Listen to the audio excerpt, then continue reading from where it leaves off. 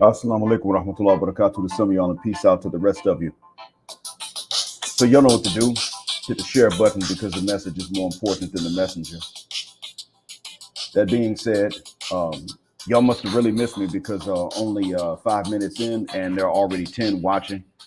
And meaning when I say this from the bottom of my black heart, from the depths of my black mind, I really appreciate the support. This is an abnormally long time for me to go without doing any live streams or uploads. I had a good reason. It's been quite the week. I was supposed to go and visit my girlfriend and wife last weekend, which I did, but I was supposed to be able to go Thursday, and lo and behold, it was the only Thursday we weren't going to be able to find somebody to come and replace me for a few hours because another teacher, ironically, a Saudi teacher, didn't show up. She just all of a sudden didn't show up the Thursday before then. So the client is on edge, not trusting us very much. And I'm looking at the client and saying, well, I can understand that when it comes to some folks, but I don't have the locals' work ethic, for which they're very infamous at this point. Not even famous, but infamous, notorious. And the funny thing is that's largely changing. But you see that work ethic changing with the youth. You don't see that work ethic changing with a lot of the middle-aged and older Saudis. They're not here to work many times. If it's a cushy office job, maybe. If it's a teaching job, maybe. Even then, it's iffy. But to actually grind, they're not here for that. And to a certain extent, I understand that because why work hard if you're not going to get paid? But in any case, that's what this is about. This upload today is largely, firstly, about that. And I'm going to have to point out to many of us, because a lot of us insist on believing that it's just us and that we're the only ones who have this bad work ethic and that we're the only ones that are really trash. A lot of us think that that's the truth, but we assume this. But as I've stated multiple times before, that is the furthest thing from the truth. The thing is this, though. Some things go viral, and I'm asking you to make this information viral. I'm not asking you to make Black Mind viral. I'm not putting my name and my face on anytime soon. I'm not asking you to make, certainly not my given name viral. What I am asking you is to make this information viral. And that is that, number one, the non-Black, non-whites that you see in Canada, North America, to a certain extent the UK as well, are handpicked. They're cherry-picked. They go to the US consulates or the US embassies, apply for their visas, go through a lot of process. They go through a whole lot. They apply. That's fine. That's normal. Countries have, generally speaking, countries have a right to decide who gets in and who doesn't, or what the criteria is. I don't respect the same right when it comes to Western European countries and their diaspora. I don't, but that's another story.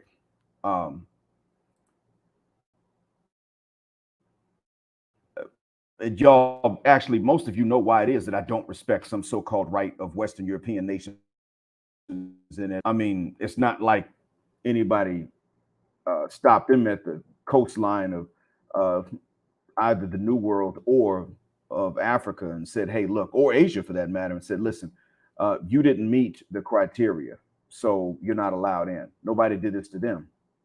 Freedom of movement was considered to be a default human right before them. But in any case, the thing is that they have sat up on their haunches and determined who gets to move in to their countries from their former colonies. They've done this. And now we're sitting up looking at the results of this. Now, what is the reason for that? Well, it's always been like this. Let's look at what it takes to go into their countries anyway, and that will tie everything together for you. Number one, you can be at home in your own country. Everything's fine. Everything is okay. Therefore, you're not looking to go to their country. And then they may come and get you. And then use you to develop what they took from somebody else already. And they use those resources to develop the home. And if the colonist of their own extraction decide that they want independence, politically speaking, from the home country, they will say, okay, as long as it's enough of you, we'll actually let you remain developed. Like what they did with Australia, South Africa, New Zealand. But if you leave too many of the natives, then when it's time for independence, they will say, well, your independence is going to come later. And what we're going to do is make sure that we bust up your economy while we're there and then on the way out. And we're going to still meddle in your affairs behind closed doors. Absolutely. Starting with the embassy that we're going to set up and maintain, because now we're independent, right? You're independent of us. So that means that we're independent of you. So therefore, we can have an embassy on your soil. You can have an embassy on ours too. But you're not going to be able to fund much. That's how they operate. You all know a lot of the stuff. What a lot of you don't know is that at that point, they can sit up and handpick who gets to leave the mess they're going to intentionally leave behind in the former colony. Now, I'm not going to go through all of this that you already know. But the result of this is that you and I are now sitting up looking at non-Black, non-whites in North America, the UK, Australia, New Zealand, and saying they got their stuff together. No, they don't. They don't. They do not have this stuff together. If you look in Scandinavian countries where you've got a lot of Lebanese, they're ghetto. That's how they're known, for being ghetto, messy, trifling. They're not diplomatic. You can even ask some of the East Africans that live in these Scandinavian countries about them. Now, the Lebanese that you see in North America, that you see in even Latin America, have their stuff together. They're good. They're Gucci. Think about that. They're good. They're Gucci. They're fine. But when they go to a real Wyatt nation, it's not the same for them. They're not on top of things. When you go into most of tropical Africa, it's a completely different story. In North Africa, they're just Lebanese. When you go into Black Africa, they're the business class. What gives?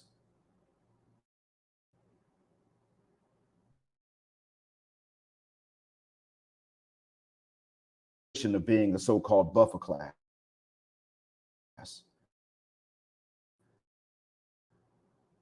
It doesn't matter to me what reasons they give.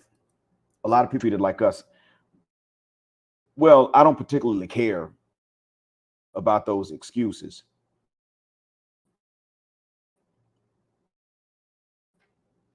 But I am going to say, though, and my father talked to me about this before and told me, look, son, you're really hard on a lot of these non-Black, non-whites, or other POC.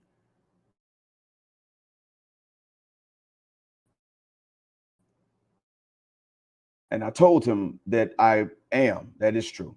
But that's because of that. But now let me go ahead and get what's relevant. Now, I am going to have to end this early because it really just depends on if I have to go and tutor this week. If I've got to tutor today, and that's up to you all. If I've got to tutor, I'll have to end it a bit earlier. And, I can stay longer, give y'all more info. I'm having trouble with one of these buttons, though. I'm actually borrowing my girlfriend's tablet. And I think, all right, there we go. Yeah, it did freeze up. I don't know if the sound went through okay, but this froze up a little bit. All right. Walaikum salam, Jawad. Jaws. I'm about to give a breakdown of the Gulf. What's happening, Passport OG? I guess I would say konnichiwa, right? Um, all right. So, yeah, Jaws, I'm going to give a breakdown of here where I am as far as which ones mess with brothers more. Um, Ironically, other Arabs look at Moroccan women as being ratchet, and that's because they're Moroccan women that do work in the more, uh, I guess, the more liberal Gulf nations as working girls, women of the night. They're known for that, but they also are known for having a bedroom culture. What's going on, Detroit 313?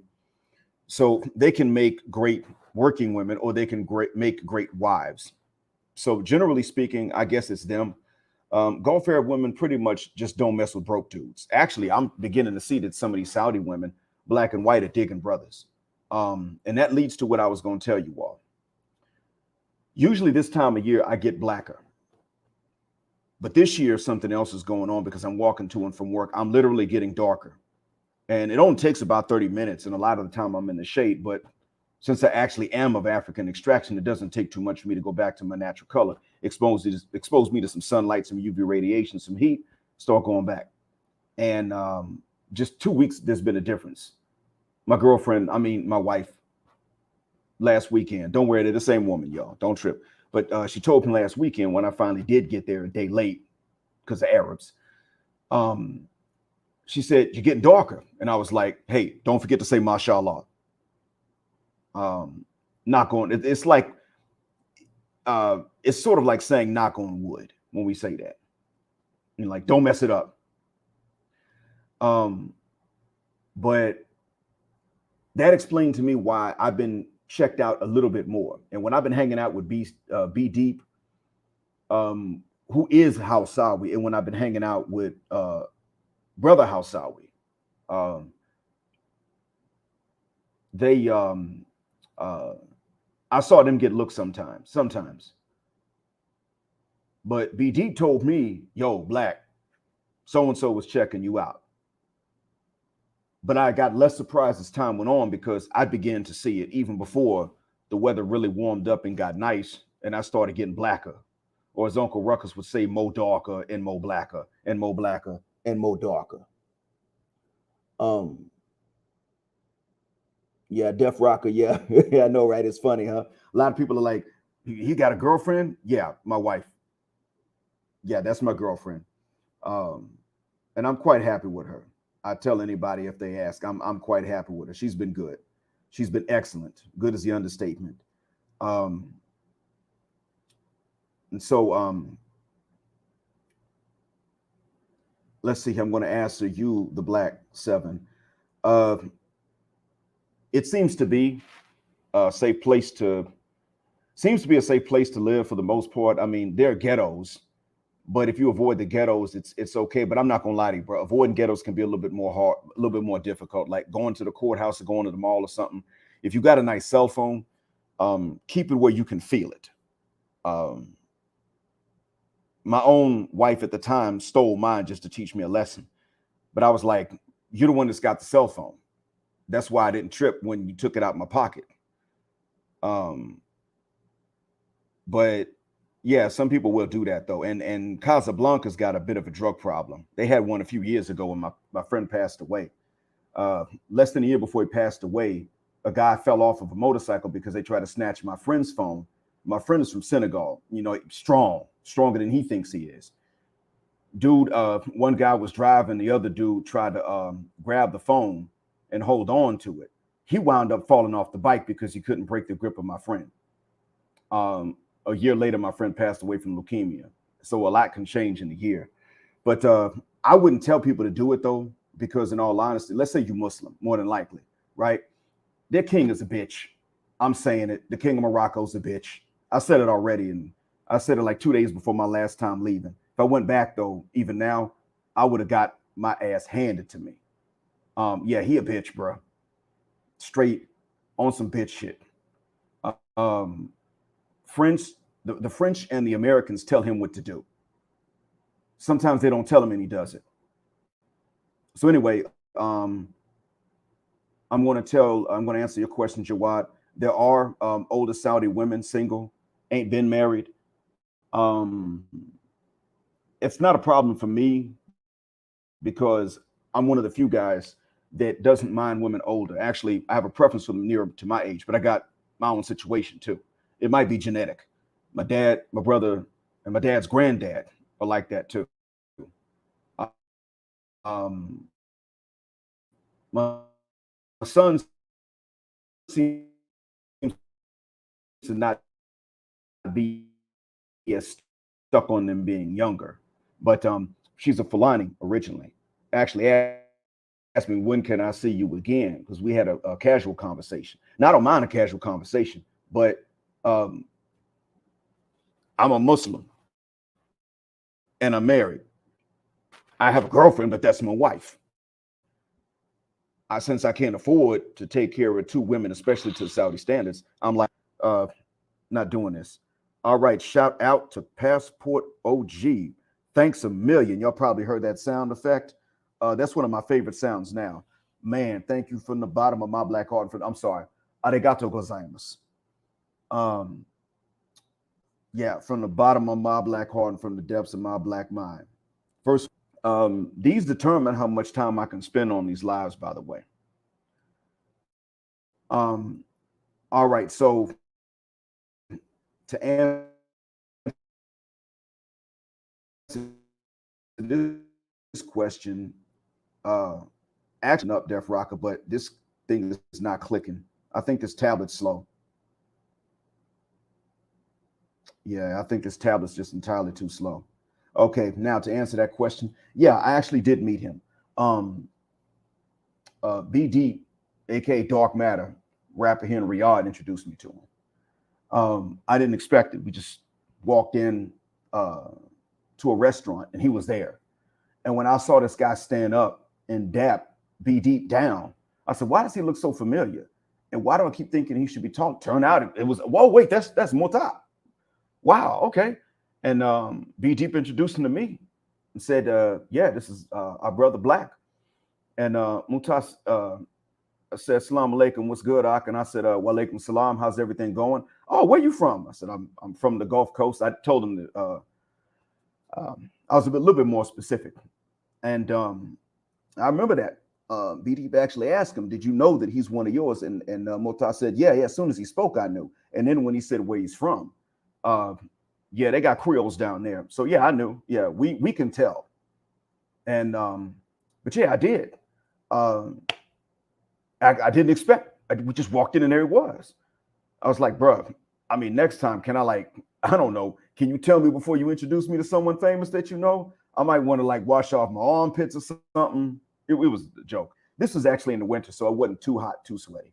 But yeah, I did meet him just very, very quickly. But I knew his story. I knew Mutah's story because I've seen him on TV before. Actually, I got a coworker that thinks that Mutah is full of crap. A former coworker. He might be listening now. That's why I'm mentioning him. All right. All right. So Charles Erb is answering the Black, and I'm glad he's doing so. Salam alaikum, Charles. So in any case, what happens is that this time of year, you know, I get, I don't just get, when I say get Black, I mean psychologically too. Usually happens around February because I keep seeing all the Black History Month stuff. That's also, I believe that's when Malcolm passed away, February, March. And then around this time of year, around May, when his birthday comes up and I keep seeing all the stuff about his birthday, and then the weather warms up. My inner Mandingo just jumps out. And for any brothers from the Gulf listening, that's my inner Wanjara, or my inner Hausawi jumps out. So this time, I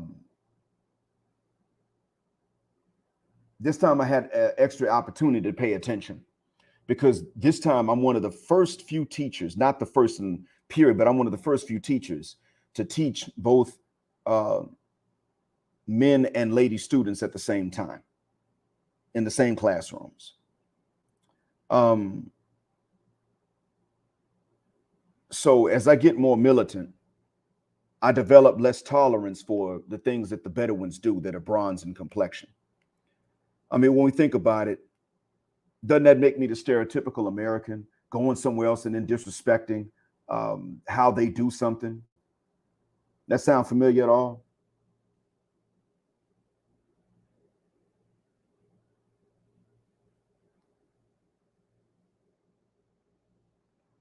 So some of y'all have heard that, and that sounds very white American to a certain extent, but there's a difference.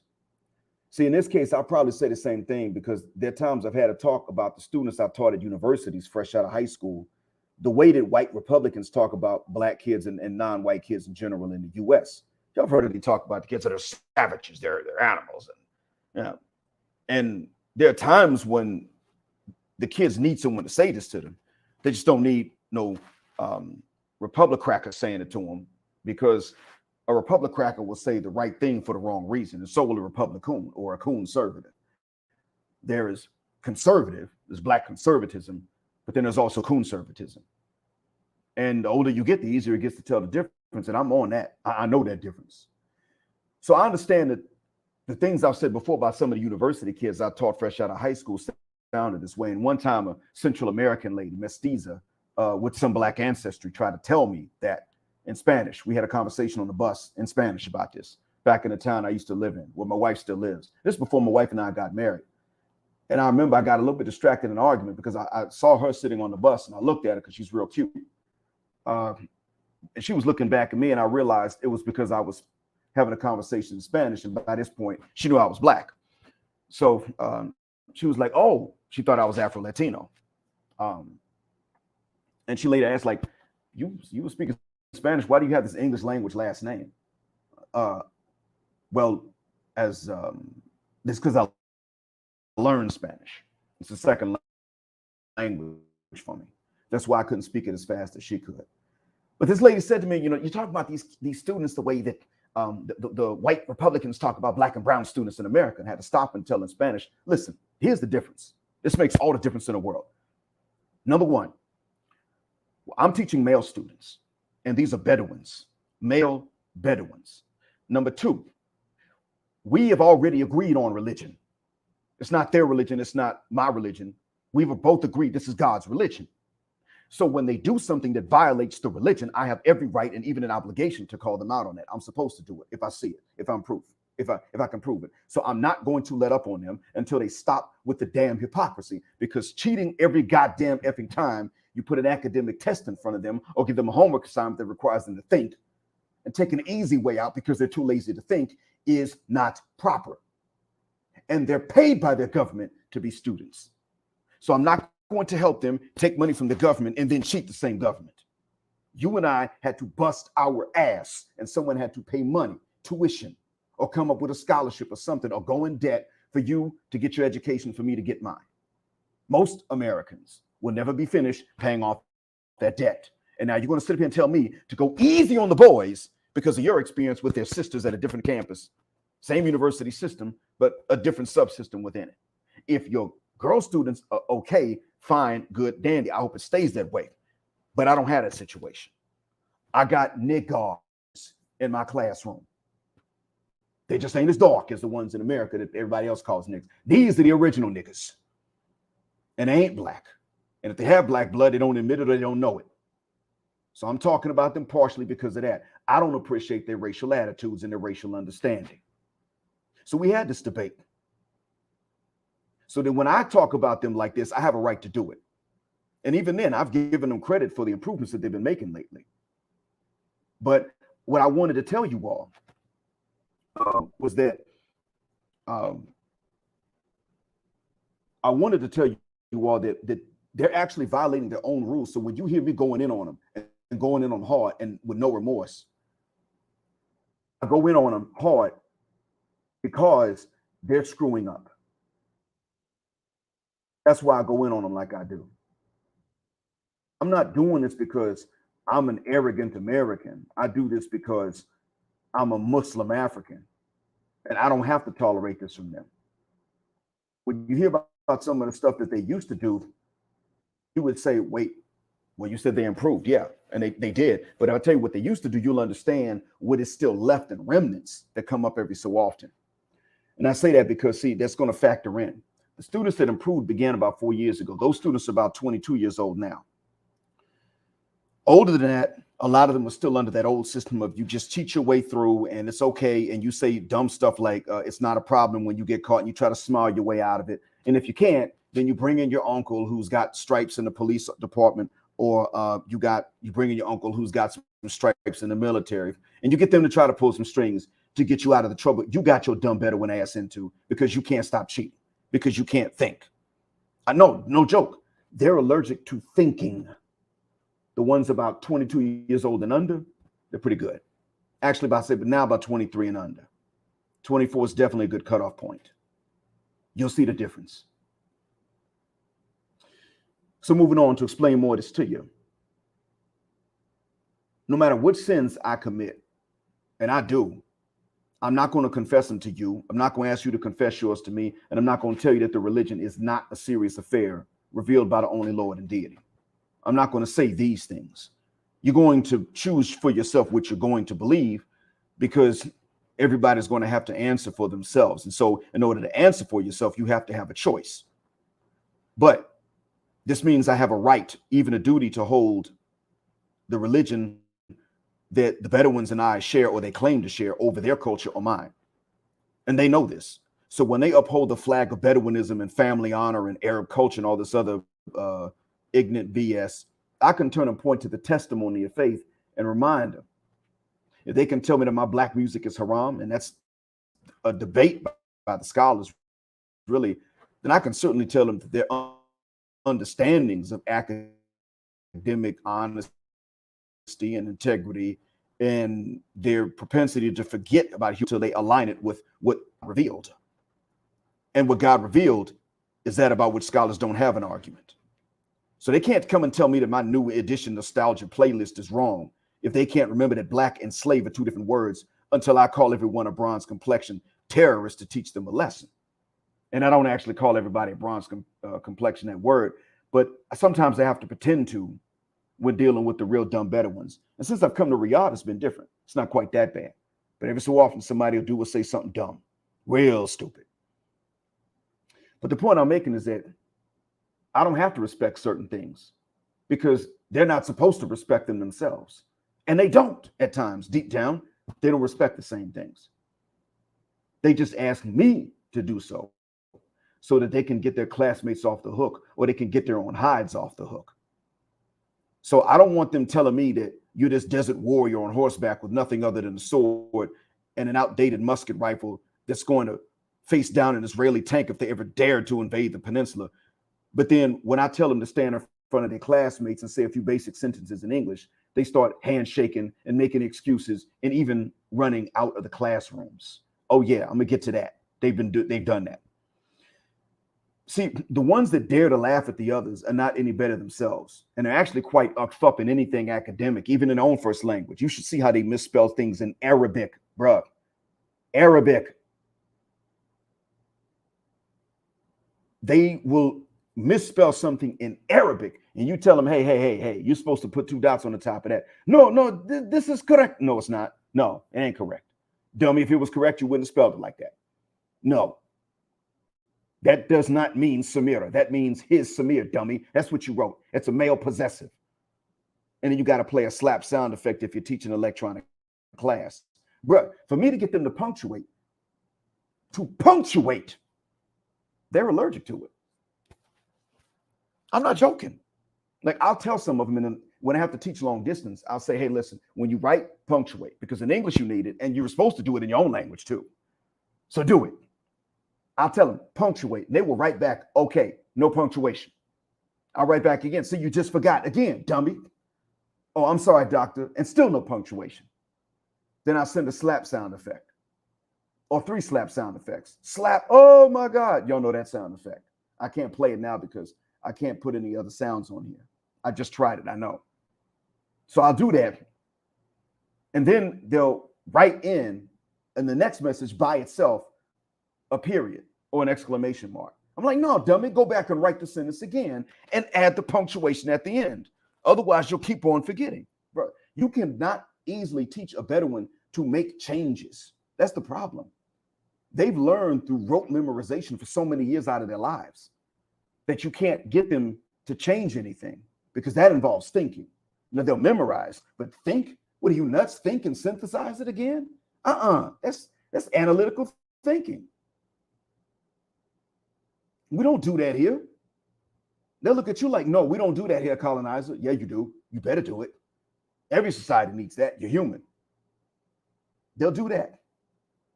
So in any case, the ones that'll sit up and laugh at their homies or laugh at their classmates for mistakes are the same ones that whenever I mention a country like Jamaica or Haiti, they will turn around, no joke, they will turn around and start looking at a map of Africa. Why can't I find it? Bruh, I said Jamaica, or I said Haiti, or I said Barbados. I mentioned those countries. Usually having to do with the different dialects of English that are spoken around the world. I might mention them.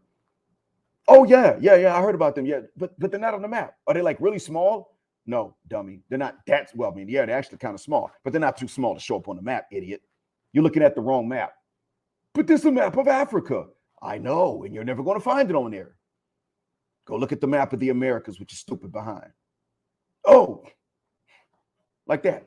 There are two nationalities that are really bad at geography, Americans and Saudis. I'm not joking. We're the worst. We also have the worst obesity problems in our countries. I think Kuwait's right up there with us in both of those categories, bad geography and obesity. There's a reason for that. So, and the thing is, you know what? China's fast becoming the major trading partner of Saudi. They don't know what China is on the map sometimes. Takes them a while. I'm not joking. You know, they got this exhibit, a show going on where they show you like countries from around the world. They got that going on. And you walk in and the exhibit is China. That's the first one. Bruh. Guess who's doing the Chinese lion dances for the cultural exhibit? Filipinos. Like, we're not going to be able to tell the difference. And they got Chinese people here. I was just at one of the restaurants last week with B Deep, actually. Shout out to B Deep if you're hearing this. Assalamu alaikum, brother. Yakake. We were at a Chinese restaurant. They got Chinese people here, but they got Filipinos to do Chinese cultural shows. Them poor Filipinos, they trying to earn $1. I'm not blaming them, but it's like when they start doing that fake karate and you know they out of shape. I'm like, bro, come on, dude. You got your own martial arts. Do something from that, or don't. I don't know, but come on, man. You ain't got to pretend to be Chinese, bro.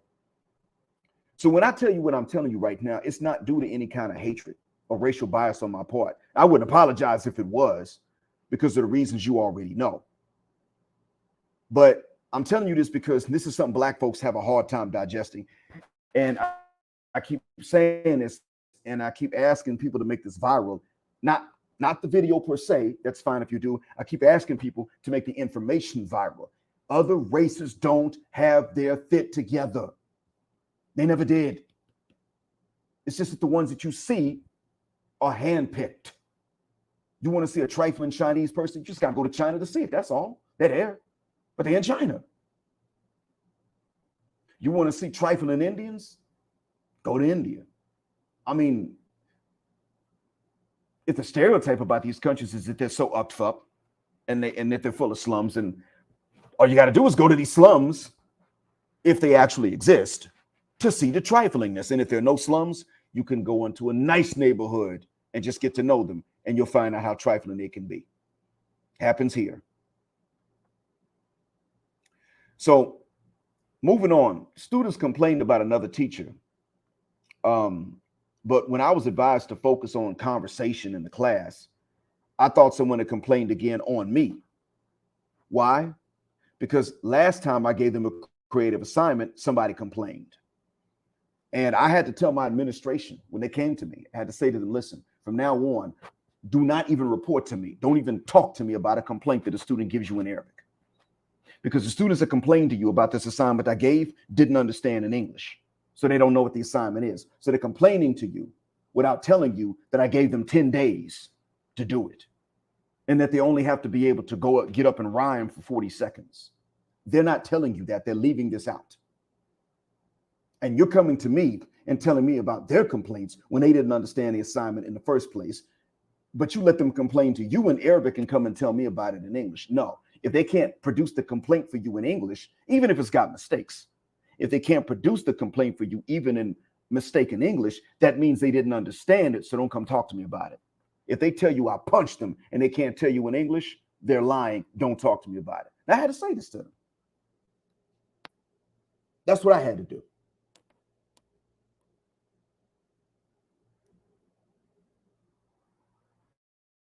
I had to do this. I had to say this to the administration. My boss then later on called me up like, did you say yes? Yes, boss, I did. Yes, I told him. No more complaints. Well, don't talk to the students about it. No, boss, I'm going to talk to the students about it because I have to. Because some student complain without understanding. So this is what we have to see and deal with. And I like my job. That's the thing about it. I've never been as good at the job as I have at this one, as I've been at this one. Most of my students don't complain. Most of them actually love me, but that's where the kicker comes in. The ones that are good don't know that the other ones that are bad have been going. They didn't know about them going and complaining because they don't hang out together. They don't chat with each other that much. So they didn't know. When I mentioned the complaints, some of them said, well, look, we'll translate what you said to the students that don't understand any of this. But we're going to go upstairs and we're going to tell them what the complainants didn't explain. We're going to do that too. I thanked them. But here's a kicker. Some of you would say, well, wait a minute, Black, you moved over there to Saudi, and of course, some people aren't going to speak English, and what are you complaining about? Well, that's true. Some won't, but they're not supposed to be in a program that requires them to have a foundation already. See, when you get to the ages at which I'm teaching, they're required to have a foundation already. They don't call in native speakers to start from ABC 1, 2, 3. Because at that stage, you have to use Arabic to explain English to them. You can't use English to explain English at a beginning stage. I mean, it's like if you sit me in front of an Arabic teacher, but he can't use English or Spanish to explain Arabic, do you think I would understand him? I mean, I've learned the language, but if I first got here and I didn't know it, do you think I would understand anything that a non-English or non-Spanish speaking teacher could explain to me about Arabic, using Arabic to explain it? You think I'd understand that? Absolutely not. That's impossible. Completely impossible. It does not matter at all how many times they explain something in a language that I don't understand. I'm not going to understand it. I'm not joking. The Bedou here can be so dumb that they start talking to you and you don't understand it. And if you tell them, well, listen, I didn't understand that word, they'll just repeat that word 2 times and they're holding something imaginary in their hand. Like you can see their imagination in their hand. Oh, that's what it is. Oh, okay. No, you don't understand it. They actually expect you to just magically get it. They're that dumb. I'm not calling every Saudi a Bedouin. I'm not calling them that. I'm talking about the actual Bedouins and then the ones who sympathize with them and want to be like them. They can actually be that mindless. And fortunately, big cities don't foster that kind of stupidity. That's the good thing. But people will move in from these small cities and they still got that dumb mindset. So I had students that complained just because I told them that they were going to have to write a poem, 10 lines, 5 rhymes, right? And I asked them, you can make it about your holiday. I told them, you could just make the poem about your holiday, and that's enough. Well, this is what happened. I then allowed them to change the subject. And then I said, okay, you can choose if it's a rap or if it's a poem. It's up to you. One of the students, one of them wrote a rap and he recited it 2 days ahead of time, 2 days before it was due. Rap in English, not just a poem, but a rap. It had a rhythm to the rhyme. He's a brother. He clearly is not a Bedouin. He's definitely not a Bedouin. What's going on, NC worker?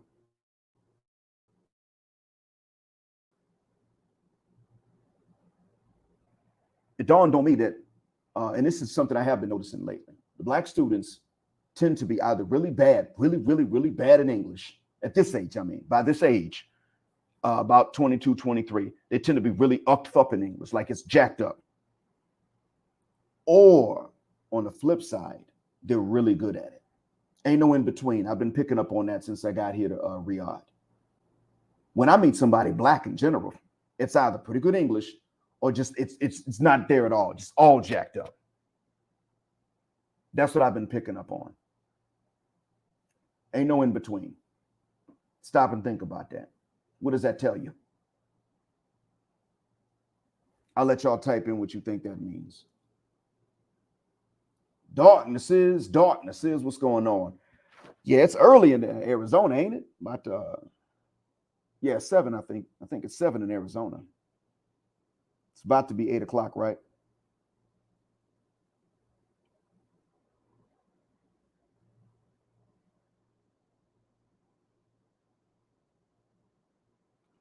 So what y'all think that means? Since I come to Riyadh, ain't no in between English with hardly anybody black I've met in their 20s, 30s either. What does that tell you?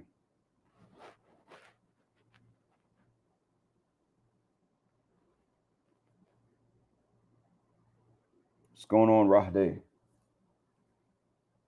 I'm going to have to go soon, y'all. Because I will have to record a lesson 2 and upload that. See if I can sell that to some students. Because so far, Passport OG is the only one that came through. But to move on and to tell y'all what it means. It means that black students here know, black folks in general know that whatever they do, they have to excel at it. That's what they know. They gotta excel at it. Another thing I noticed too is that sometimes you get some of them, and they tend to have certain last names.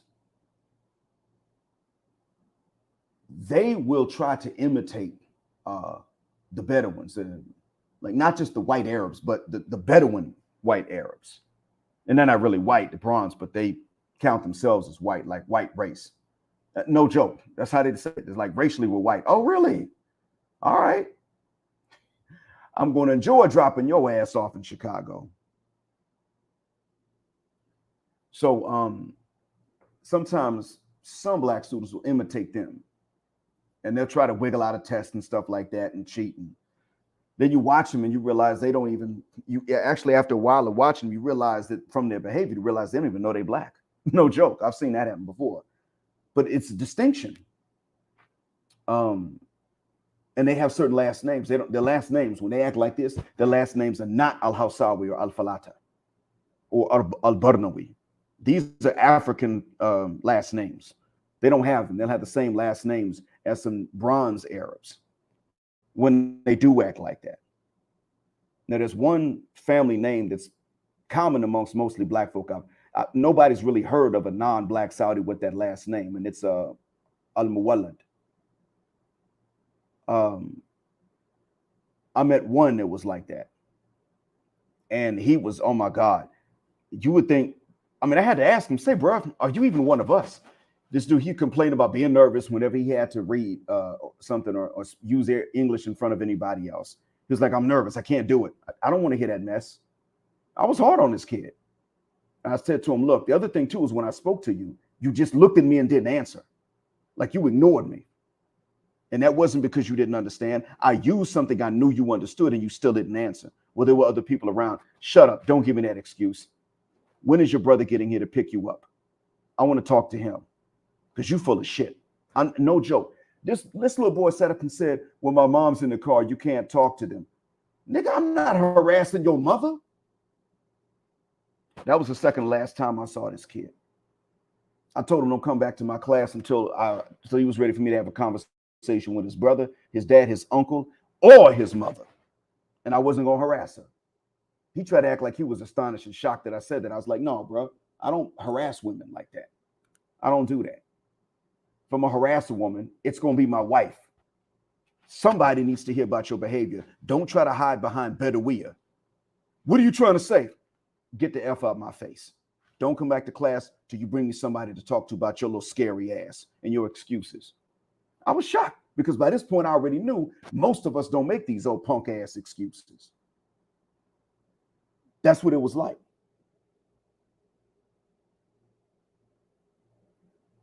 What's going on? 1.9 DTI in Georgia. Yeah, to be honest with you, I've known about this going on in the South Asian community. Now, I'm not sure if you're in the West or if you're in South Asia itself. I'm not sure if you're in the diaspora in the homeland, but I have known about it. I haven't gone too much into detail because I don't know a lot of details. But in other words, I know what happens, but I don't know how often they happen. I'll put it like that. But sadly, unfortunately, my people are in a position in which we have to look at your folks and say, okay, so this is not just us. And that's because, frankly, we've been lied to. And pro-blacks have been the ones telling these lies.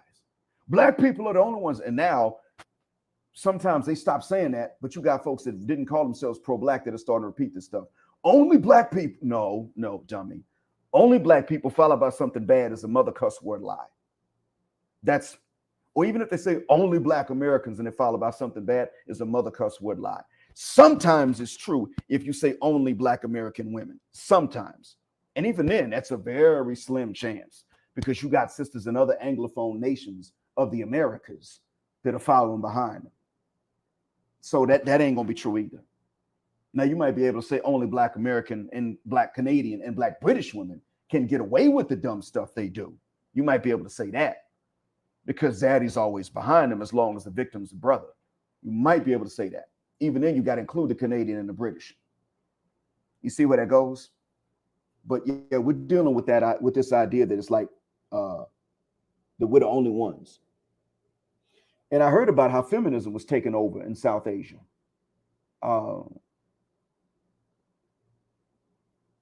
I've heard about that being the case. That feminism is becoming a big deal, and consumerism in not only in India and Pakistan, but even in Bangladesh. I don't know what it's like in Sri Lanka, but yeah, I heard about it being bad because of soap operas. But I'm like, if that's what it is, man, it's time to turn them off. You have to start limiting women's access to TV like you would a child. Saying, okay, ma'am, I know we're married. I know you're 32, but this is my rule. You can watch TV at these hours of the day. What about my soap operas? F your soap operas. I catch you watching them. I'm whipping your behind. Or you go back to your dad's house. But my dad passed. I mean, it's like you got to do that with them. You got to start pulling that, pulling the black parent card. When you get your own money, you know how we do. You got McDonald's money. When you get your McDonald's money, you can go to McDonald's whenever you want. I mean, we have to start doing that when it comes to one.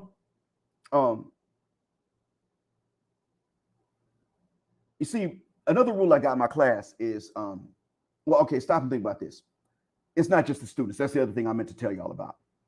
It's not just them. The client for whom my company supplies teachers like me already stipulated that they were going to reject students who didn't know any basic English at all. They got their own standards. I work for a company that has teachers, and they supply us to their clients for educational purposes. Now, this client said, and this is one thing that they did do. This client said a student must have a high school diploma to get into this program. Well, a high school diploma means they had to take English courses. That's the first thing. They had to take English classes. They had to pass some English exams to get the high school diploma. That's first thing. Public or private, doesn't matter. Technically, they ain't supposed to be out of high school with no knowledge of English. Like no exposure to English? What the F, man? How'd you get in here? No joke. They interviewed students 3 times per student on average. Can you imagine? 500 students now. Interviewed them 3 times on average. Well, look, let's be nice. Let's say twice on average. Some students said they only got interviewed once. But there are students who you know failed the interview because they know no English at all, and the interviews were only in English. You got kids that failed miserably, and they're still sitting in the classrooms. They weren't supposed to be admitted. First, they failed the interviews. They were let in anyway. Then they failed the exams. They were given remedial exams. Some of them failed those. They've been failing every exam and every assessment since then. They're sitting in the classrooms, still looking at us, blinking excessively every time we say something. It was so bad, and some of them, that I had to make a rule for all my classes. If you use Arabic in a full sentence during my English class, you're marked late. Now, I don't know how many lates it takes to be marked absent, but they don't want that. So that was an effective deterrent. I said, now, the second time you do it within a class period, your ass is absent. If you do it once and I say you're late and you say, no, doctor, you're absent just for that, you might as well curse in my classroom. Might as well. Now, the students don't know I can speak Arabic, by the way.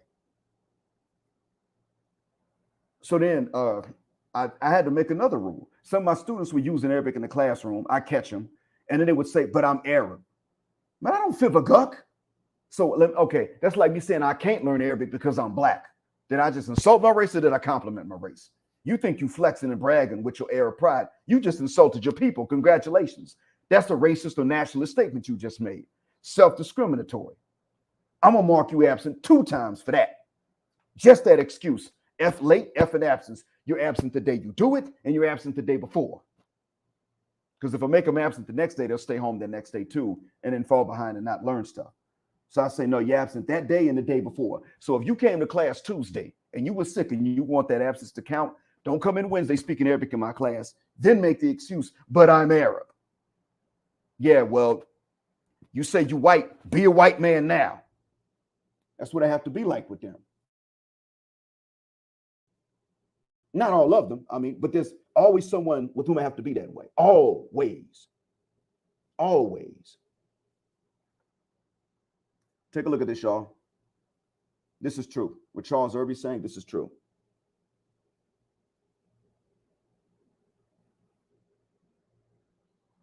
This is true. See, I was talking to a chap, a gentleman, I should say. Chap means boy. Sorry about that. I was talking to a gentleman from Trinidad in his 30s, long time ago. We were talking about the colorism there and the feminism and all that. And that man said, yeah, what you talking about the States, that's Trinidad. It just took a little longer to get there. That's all, but it's bad. He told me it was bad. Like, and then I saw the screenshots later. When I got on Facebook later, after he and I talked about it, he was right. Trinidadian women were just dissing light-skinned men left, right, and center. No joke. I remember one dude named Sion Farah, a guy. Farah was his last name, not his first name. Sion or Sion was his first name, Sion. His post ain't up no more, but he said something about, look, these single moms can't just be coming up acting like there's some kind of prize. If I'm an enterprising man, I've had to be responsible, and I didn't shoot the club up, and now I don't have kids. Why do you come to me like I owe it to you to take care of your kids? What's up with that? And these women try to tear him up. So several of us, Red Pillar Web brothers from the States, came to his defense. So yeah, it is bad. It is true.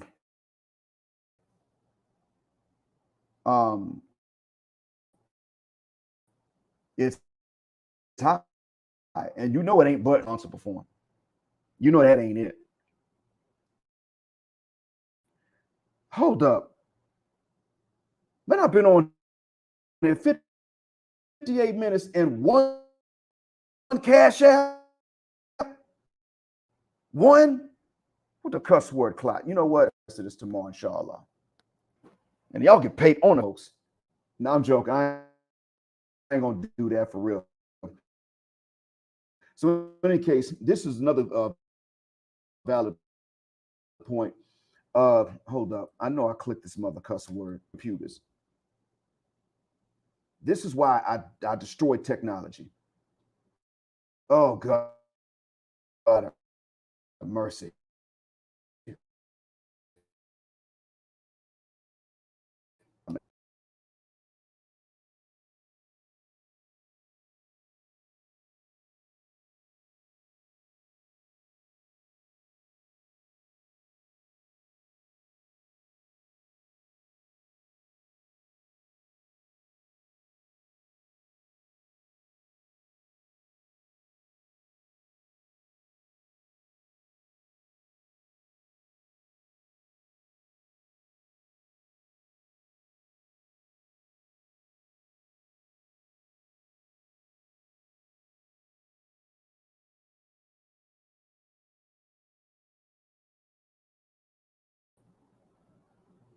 All right, folks. Sorry about that. So this is what I'm going to do. Hold on, I'm going to reset this connection right quick because I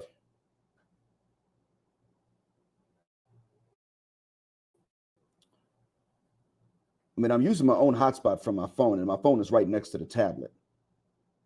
So I don't know what happened, but now the connection is hardwired, so to speak. I actually don't give a rat's behind what reason this thing is going to give me. Uh,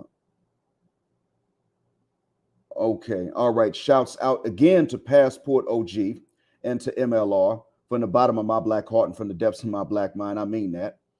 Um, wait a minute. Yeah, yeah, Ethernet. But um, I tell you what, what's up with this name? Uh, if you're someone that's related to me, because there's one other YouTuber Muslim, and I would allow him to use this name, but he has my actual number and my Telegram and WhatsApp.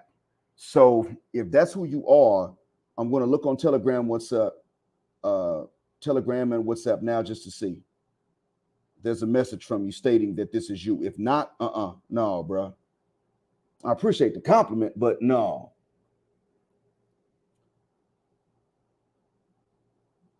The thing is, Jaws, this was my own hotspot. That's the thing. I was using my own hotspot, but yeah, it may not be. It may not be good for that. Let's see here. Up, gentlemen. One of my former lady students, she left the program just a few weeks ago because she got a job. Uh, Probably a cutie too. Just okay. Let's see. Oh, okay. Well, if you had the name in high school, then I guess it's cool. Trying to think. I guess if it's the Black Mind, or like your state or something, I wouldn't say your state. No, that's not. That's too specific. I don't want anybody going after you. But or an area code if there are enough people that live in it. Just something so that they would know. Because honestly, bro, I be saying some stuff, and I've had a Patreon shut down, so I don't want people going after you because of me. Nobody's really come after me that much yet. That's all I've really lost is a Patreon. But I would say put something up like a area code or a code after that or something like, especially if you're like if you're not in the U.S., then just put the country code up or something so that people can differentiate. Because otherwise, they might come to you and try to take your channel down because of something I did or something I said. I haven't been that harsh lately, but I'm probably going to start again later. So, yep, we are now. All right, so this connection seems to be holding up. All right, thanks again, MLR and Passport OG. They're the only ones that came through. And so, totaling together, this is half of what I would have gotten for an hour of teaching privately. Their totals together. So I'm going to go ahead now for about another half hour. Let me see. Let me turn this hotspot on.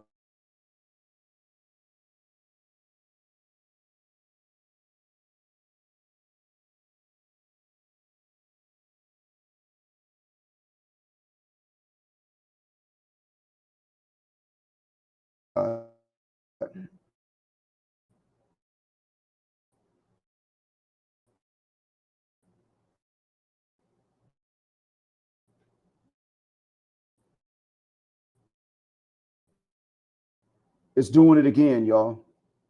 It's doing it again. I'm not sure if this is coming through or not very well, but yeah, same thing's happening one more time. Um, I'm hardwired as Ethernet, plugged it to my phone, but the same thing's going on. So let me try another setting. Give me a few seconds and I'll be done. Sorry about this, but sometimes the only smart technology out here is me. Okay. All right. Got it. In MLR, you came through a few days ago randomly. and hook the brother up, man. I really appreciate you doing that. This is before I think it was day before yesterday, and this is before I had time to go live. So I really appreciate that. I thank you from the bottom of my black heart. I mean that. What's going, Abdul Malik Abu Thalatha? Yeah, it's not you're not wrong for being late. If anything, I'm actually late because it's 5:12 here. So I want y'all to notice this, and this is true. I've seen this before. Let me tell y'all what Enjoyer's statement has to do. This morning, my time, which is last night, you all's time, I saw this student. You probably call him mixed. He was bumping Tupac in his car. And I think he's a blood. I mean, I think he's a brother because most of the ones he hangs around are brothers. But in any case, yeah, I was listening to him. I mean, I was listening to the car. And I said, hey, man, who's that? And it was Tupac. Tupac died before this kid was born. Y'all know how long ago that was. That was 27 years ago. This kid ain't 27. And yesterday, some students wanted a photograph. One student, a brother, got it. He shaved his head, so he and I are now both bald. I mean, we are bald, shining scalps and everything. So he had a suit on yesterday because they had interviews today. So he was wearing the suit to make sure that it was going to be comfortable. He wanted to take a photograph with me, so we got his homeboy to do it. His homeboy, I think his homeboy got some blood in him, but I don't know if he knows it or not. But we say the tar brush has been there.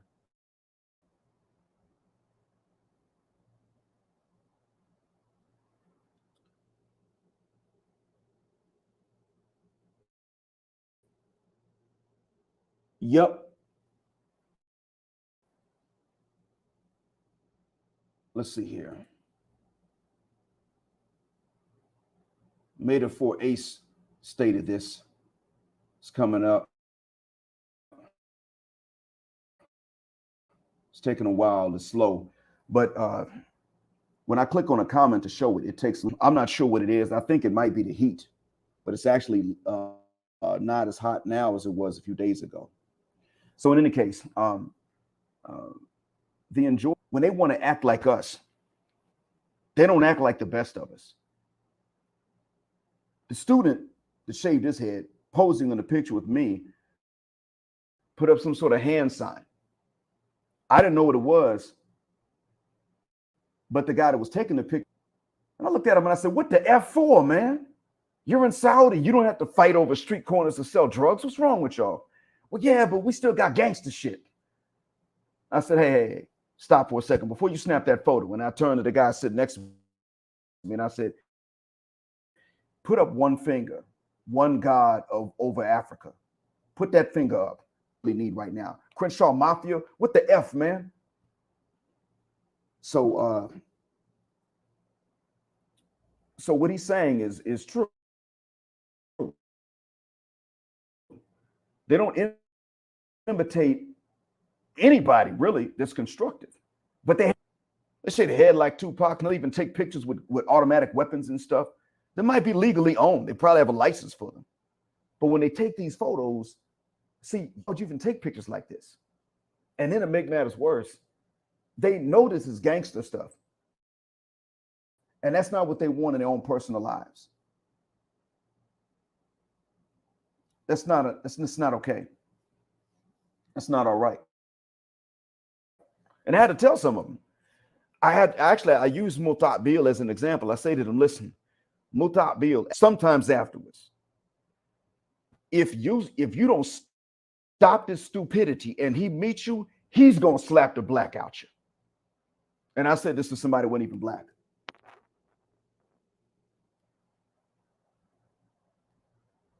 This is crazy, man. That's what people think it means at times. And here I am, a teacher. I'm not doing that stuff.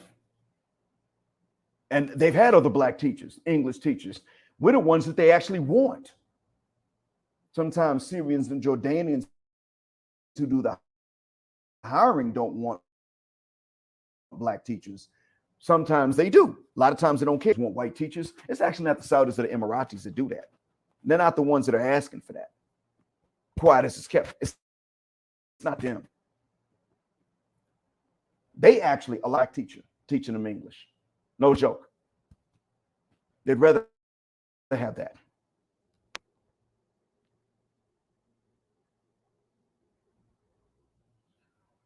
So in any case,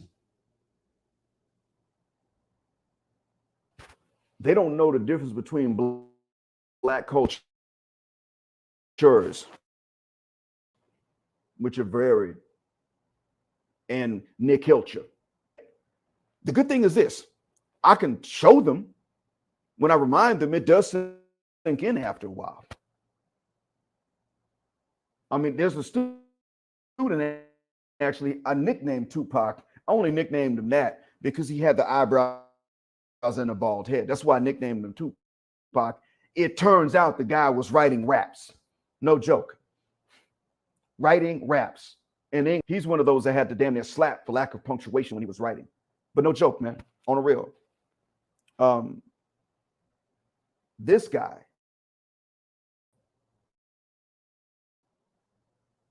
has ambition. He's got skills. He's not a gun. None of that. It's like they know where to draw the line, but they don't seem to understand that we also know that. They don't seem that we have skills other than just entertaining and music and then crime. These are not only skills. Matter of fact, most of us don't have that. That's the thing about it. How many black folks are actually selling narcotics or gangbanging? That's a very small percentage. If we really thought about it, how many black men are actually violating any laws that are felonies? Very small number. We might be over policed and over arrested, but how many of us are actually doing that? That's pretty rare. So in any case, moving on. The client has this rule. They did not take students. They said they were not taking students that had no foundation in English at all. They took them, never got rid of them either, no matter how many times they failed the exams. Then they come along and tell us, well, listen, the interviews are going to be July. It's June 19th and the interviews are early. Okay, you think they're ahead of schedule? No, they didn't prep anybody for them. My students had some interview preparation because I just did it on my own a few weeks ago, only because I didn't trust the client to be organized. So I said to them, since they don't know what date they're going to do it, let me go ahead and prepare you for it now. Thursday afternoon, I found out that they were going to have interviews today, Monday, and tomorrow, Tuesday. Thursday, we found out. So I said, okay, I took the formal lesson that I gave them from weeks ago, and I just put it on paper, ran it off, handed it to them, rehashed it yesterday to get them ready for the day. That's because I have to sit up and calculate what the client is going to need before the client is aware that they need it. That's what I have to do because they're not organized. And it's not Saudis running the client business. There are a few Saudi women, I think. There's some women whose nationalities I don't know. And then there's some men whose nationalities are not Saudi. That's who's actually running the client business. To be good at what I'm doing, I have to anticipate the unprofessionalism, the disorganization, and the outright, nicer way to say it, niggerishness of Arabs. And these ain't even Saudis.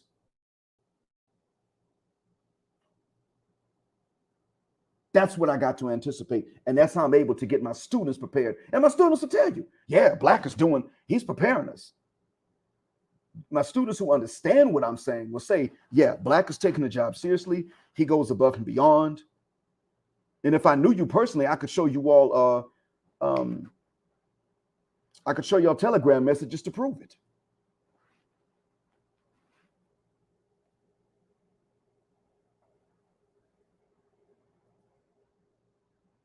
Yeah, but think about that. Think about that. I have to sit up and anticipate this, and that's how I'm able to do my job. By anticipating the client's screw ups before they happen. So when my boss from my own company came in Thursday to have the meeting and say, well, you know, they're going to have them interviews early and we need to prepare them. I'm like, oh, okay, well, I did as much as I could already. We'll do something Sunday when we get back. And I did. And Sunday, yesterday, was when a student told my black ass, we don't have any classes Monday and Tuesday. Yeah, a student told me before, somebody from the client company told me we don't have classes today and tomorrow. I still went today because I knew if I stayed home today, I would have gotten a phone call. Where are you? Why are you still there? We need you here. Oh, you said there were no classes. That doesn't mean you don't come to work. I knew that would have happened. So I went to work so that they could tell me I didn't have to be there because they're that disorganized. I'm not saying this to vent to you guys. Some of this stuff is funny to me. It's a comedy to me. I'm saying this so that you understand that the monkey shit show that is the hood and that is represented as if it's Black America when in fact it's not even. It's not only Black folks. It's not just Africa. It's not just the Caribbean. It's not just Black America. It's a lot of the tropical world and adjacent to it, period. Because the Arab countries are not tropical, with the exception of Comoros Islands and Sudan. They're not in the tropics. I know it's like that, right? So after the client has done all of this and created a bad situation for good students because they're putting in students that don't know anything in English, like at all, except maybe 1, 3, or 4 words.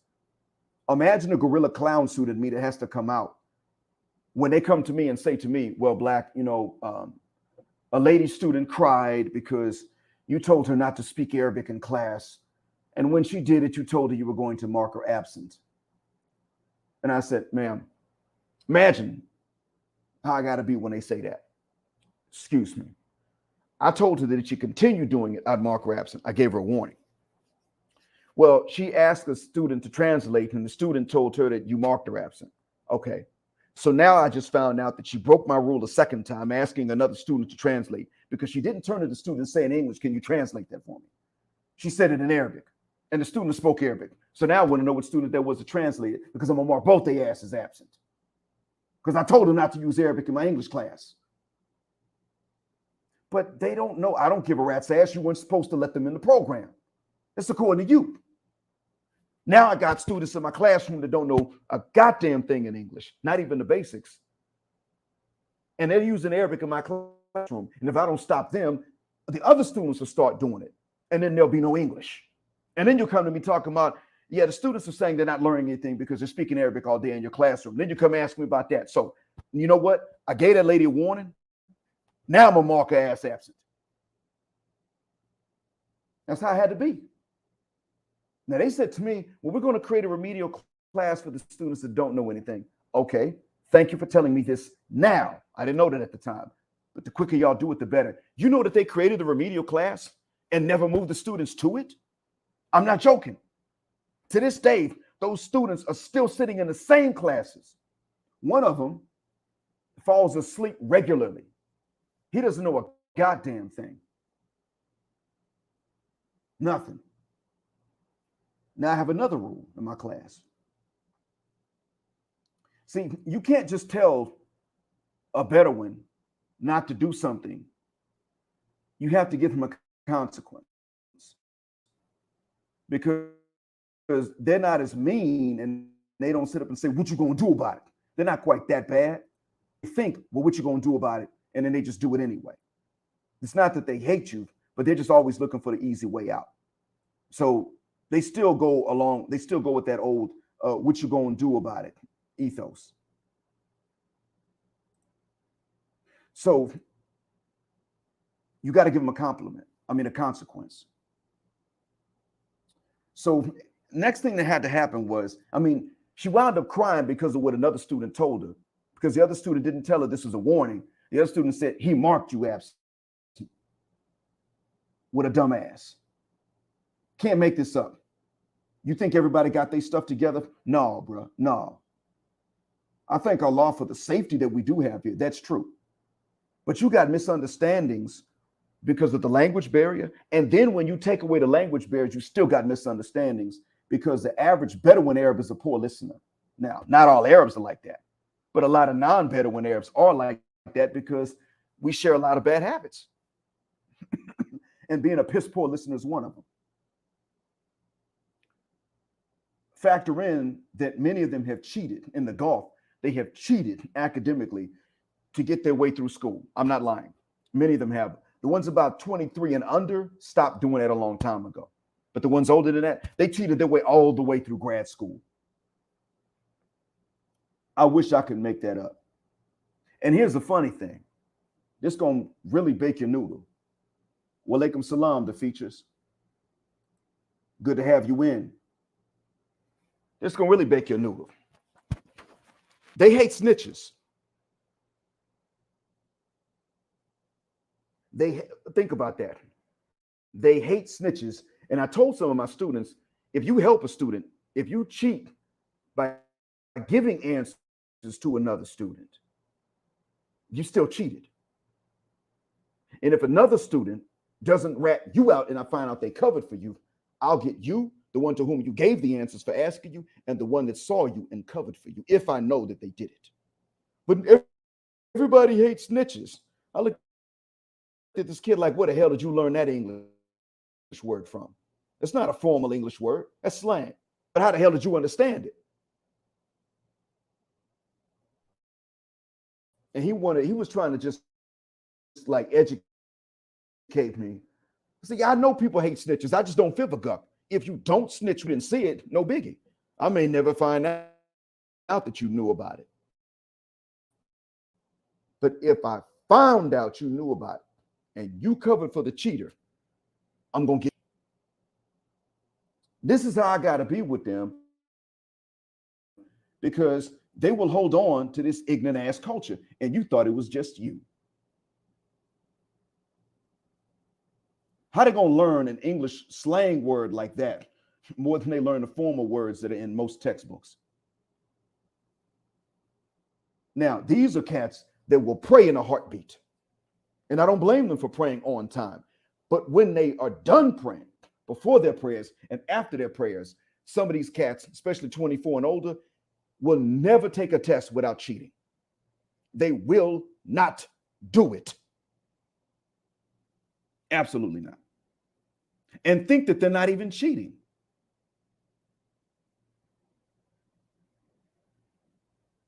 If you catch them, well, it's not cheating, it's just help. No, you were trading answers during a test. No, you used your phone to look up something during a test, and you weren't even supposed to have the phone in your hand. You cheated. No, please don't. Shut up. I'm writing a report. Now, I've been lucky, but someone asked me about this. Someone said, yo, Black, how come it is that you've had two colleagues that Arab students swung on and they didn't swing on you? And I said, I honestly don't know, man. When I think about it, I think subconsciously the students could pick up on the fact that I'm not like the other teachers. The two colleagues were white. One was real skinny, was Canadian. The other one was an American guy with glasses. Now, both of them were in shape. These were guys that they would do cardio. They didn't do like weight training and get big. They were slim and in shape. They did cardio stuff. But the Arab students didn't know this. And this was also in a really, really Bedouin area. It's the first place I lived. Riyadh is the third. This was the first place I lived. Bedouin. I'm talking at a small airport that had 4 flights a day. It's like that. 4. No, 3. I'm sorry. 2 between there and Jeddah and 1 between there and Riyadh. It's that bad, bro. The people there were stupid with a capital S, 4 U's, and 8 I's in the middle. Stupid, and an exclamation mark at the end. Dumb. Yes, features is right. Hold on. Let me show you what he's talking about. That's right.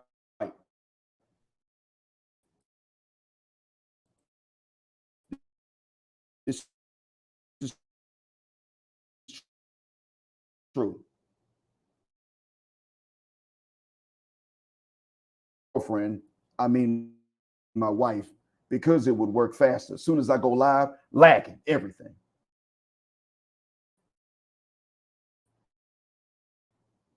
Wait a minute. You know what? I just thought about something. Maybe it's overheating. So let me put this fan and see if that makes a difference. All right, this might help.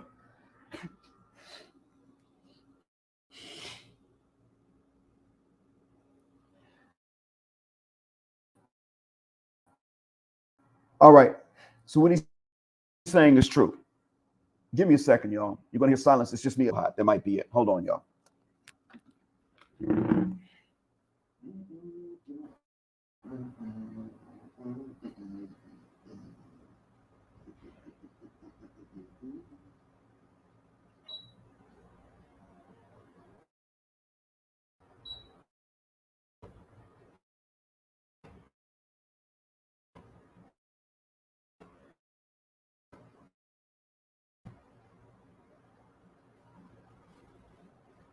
All right.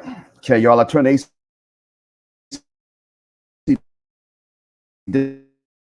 down just a little bit, and because this is a tablet, so I turn the AC down and I turn a fan to blow on the tablet.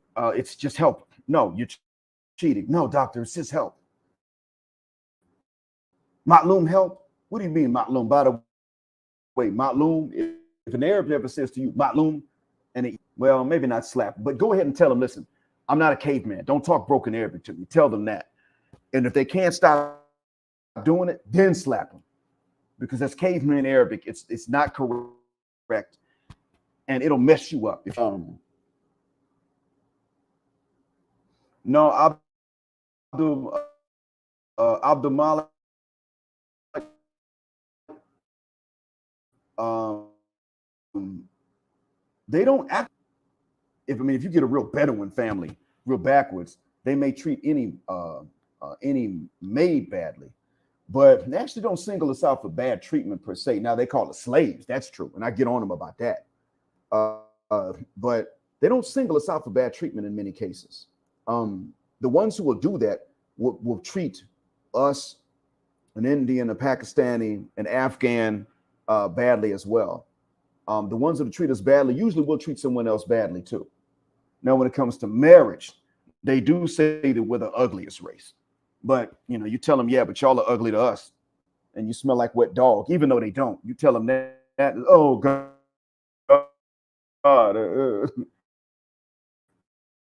they learn their lesson after that usually. But in any case, what I wanted to tell y'all was this, and this is the truth. The ones that are in university now, like I stated, about 23 and under, they took this cheating and they threw it behind them. This happened about 4 years ago, started to really make a difference. I started to really see it. The biggest change came when we started to transition from long distance learning to go back into the classrooms. The biggest change happened then. That was when honest students, good students who study, actually started to discriminate against the rat bastard, piece of shit, subhuman, hypocrite cheaters. That's when they started to band together against them and say, no, we study. F these cats. Physical intimidation broke when people were at home for COVID. That's when the physical intimidation stopped. How are they going to sit up? They going to punk you over the phone or punk you over the internet? No. So they can no longer sit up and say, listen, you know the answers. Help me. You have to help me. Students would be like, they would turn, the good students would have the phones off during the exams unless they were taking the exam on the phones. And they just wouldn't answer until after the exam and be like, sorry, I was in a test busy. I didn't see these messages. You should have studied, dumbass. And then when they came back to the classrooms full time, that was when good students started to rat out these little bitch ass cheaters. Pardon me for cussing features. Charles, sorry about that, y'all. But I'm going to tell y'all, that's when it broke. That's when it broke. That's when it changed. They had to stop that mess. It just wasn't going to fly anymore. And it's a good thing. It was like, nope, that's it. No more. It was like they got together and they said, no more Bedu or Bedouia. we can also sit up and say, no more nigger. And that's one of the things we're going to have to start saying. See, as black men, we're now becoming mentally free. Now, I'm going to sit up and say that they did have one reason why they were able to become mentally free earlier and sooner than we. Wa alaikum salam, Robert Campbell. What's going on, bro? One of the reasons that it was easier for them to become mentally free and sooner than us was because their women don't tell them what to do. I mean, they like their women, they want to get married and all that, and their women do have influence, but not like that. Their women were never placed in control over them. Even when the areas were colonized, that did not happen. We had that situation forced upon us. And now that we're mentally freeing ourselves from what the Western sister wants, the Western hyena wants, and coming to understand that they're actually enemies in many cases, not because we want them to be, but because they just insisted, sold out to Zaddy, whatever the reason is, because we're coming to understand that. We're now in a position to start saying, you know what, no more nigger, meaning nigger culture masquerading, nigger culture masquerading as culture. No more of that stuff. No more nigger. No more jigaboo, no more spear chucker, no more punch monkey, no more any of these other stereotypes that Zaddy relied upon and that sisters insisted upon. Only reason I'm even calling them sisters is because they sisters to each other. Exactly, A. LaRue, no more negativity. But we had to break the chains, not to master, to stop being this and start questioning and challenging this. No, we had to break the chains that were put on us by Boom Chic and Bonquisha. And let's be honest, it wasn't because we wanted to smash Boom Chic and Bonquisha that they put the chains on our heads. It was because we were raised by Boom Chic and Bonquisha. And even when we weren't,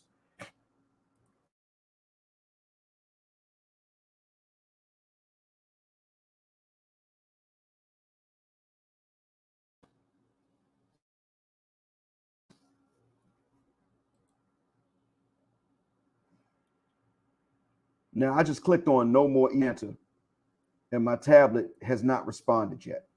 There it goes. Okay.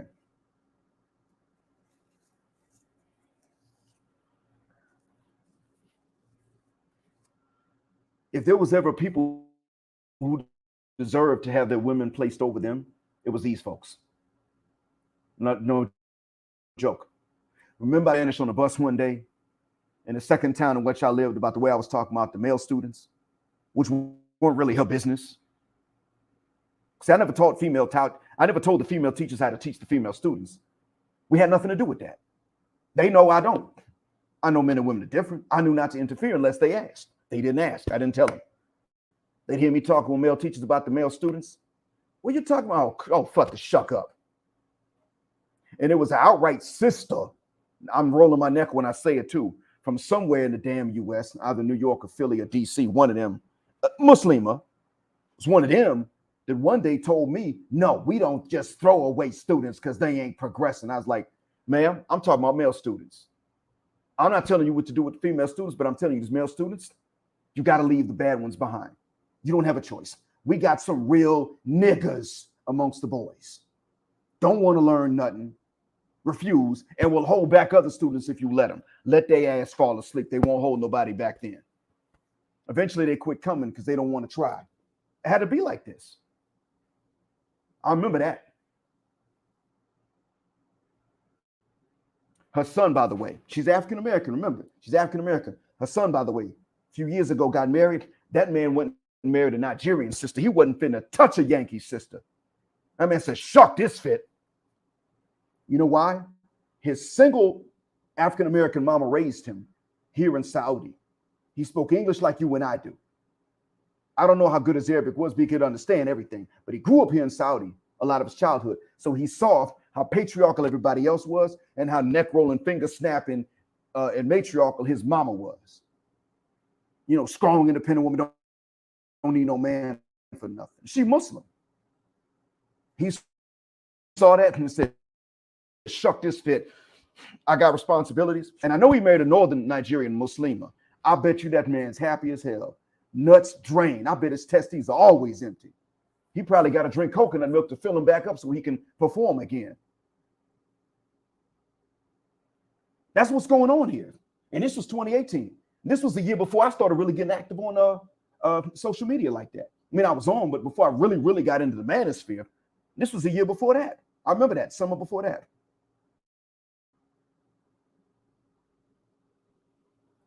So, by the way, I'm beginning to think this might actually be the case, Abdul Malik. Not because of, it's not because they're singling us out per se. It's not that.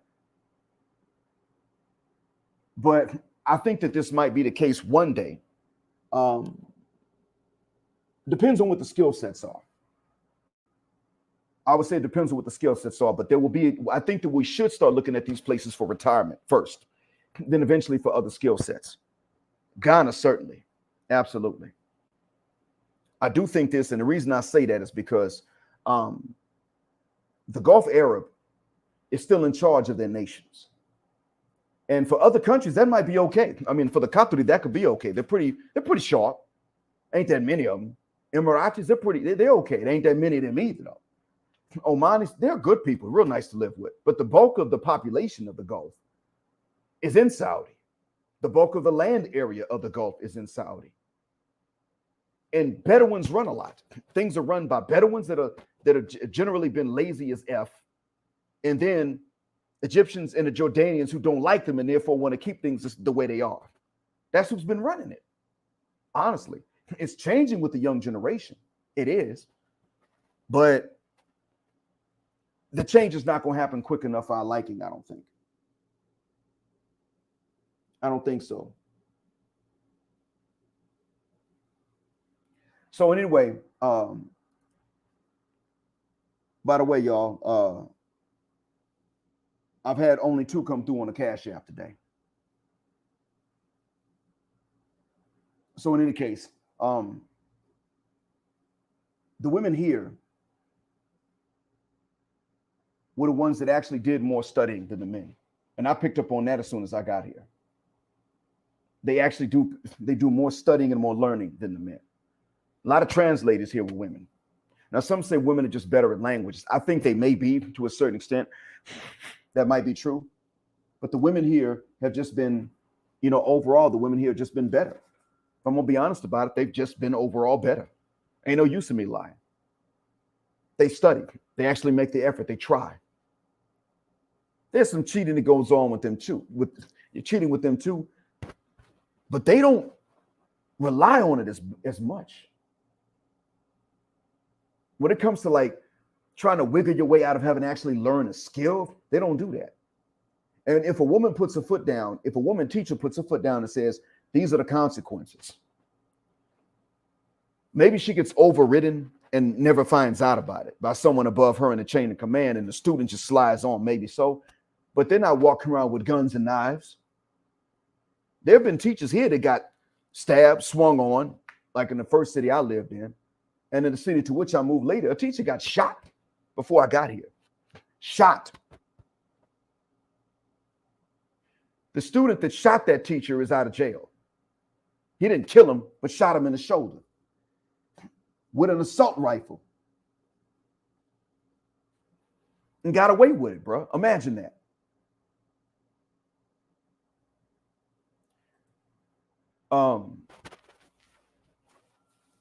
Now, granted, this was years ago. This type of stuff you wouldn't get away with it as easily now. But that happened back then. Another teacher told me, a Saudi guy, he told me about how before he was born, one of his cousins became a teacher. They sent him to some little Bedouin town because he was in the government schools and they can transfer you anywhere in the country. And they usually do. If you're from a nice city and you want to stay there, they put you in a Bedouin town to serve time for a while. Serve time. Like it's time served. So maybe you're from Dammam and education is strong, but they're like, yeah, you know what? We still got to find some teachers to work in nowhere, Saudi Arabia, or Desert Sand, Saudi Arabia. I'm just making up names. Backwards Village, Saudi Arabia. We need someone to work there. You're going to do a year and a half there. Then you can come back to Dammam. No joke. They would do that, right? He said that his cousin didn't last. His cousin just vanished, gone. Nobody could find him for a year.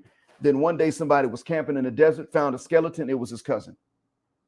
Cops were never going to solve the murder because everybody in the town was related to a police officer. Now, the question is, if you got one police force in Saudi Arabia, one police force, you don't have each city with their own, one police force. Why the hell didn't they have some, big city professional cops working in these villages? Because they didn't. The reason is because if you were from a village and you worked for the government and you wanted to stay in that village, they didn't move you. And the people from the villages wanted to stay in the villages, not only because they're from the village, but because they know it's backwards.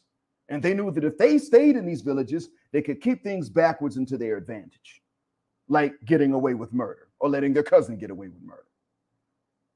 That's how they were. Now, the Bedouins have excellent hospitality. And I don't want to give you the impression that they're a hateful people. I'd be lying. It's not what I'm talking about. They are good and loyal friends to have. And their hospitality is astounding. The issue is that when it comes to development and education, they have had to be forced by their government over time to accept it. That's what I'm getting at. And their women were not the ones that were fighting against the betterment and the development of their homeland.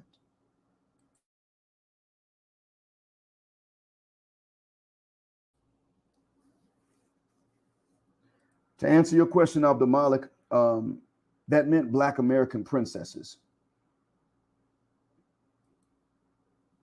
So the women here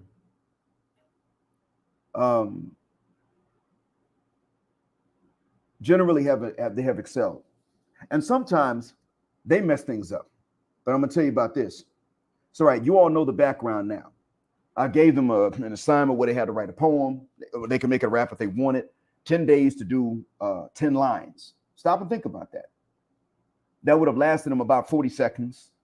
So they had 10 days to come up with 40 seconds worth of rhymes, really. That's really what I said to them. Funny story. It was the second time I gave them the assignment. I said it could be a funny story. And if you lie, how would I know? I don't know your personal life. Lie. Fine. One of my students that understood what I said that's too generous. Did you know that someone cried about that? Yeah, a student cried about that. Went to the administration upstairs. That boy-headed American guy made us write a poem. And some of my good students had to go in and say, look, Professor Black gave us 10 days to write 40 seconds worth of rhyme, okay? Please don't punish him. So you get the idea as to what it's like in the background. So there's one girl in my middle class of the day. She's about 23. She's always scared to read in front of other students. But she's been with the class 4 months because we started the program 4 months ago. Now it's almost 5 months ago. They know each other. They're comfortable with each other. The males and females are like they get along fine. By the way, the males and females don't harass each other. No complaints. They've been very respectful with each other. Believe it or not. People can't believe it. They're in shock like, wow, Saudi men and women can be around each other and be respectful like this. People are shocked. I'm the ones looking at them like, yeah, they can. Yeah, you just don't leave them hopeless. That's all.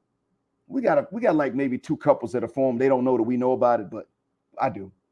So in any case, they know each other. They're all comfortable. Nobody's making fun of each other, right?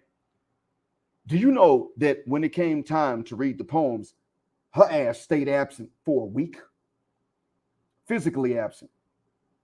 Not coming to class because she had to read like everybody else.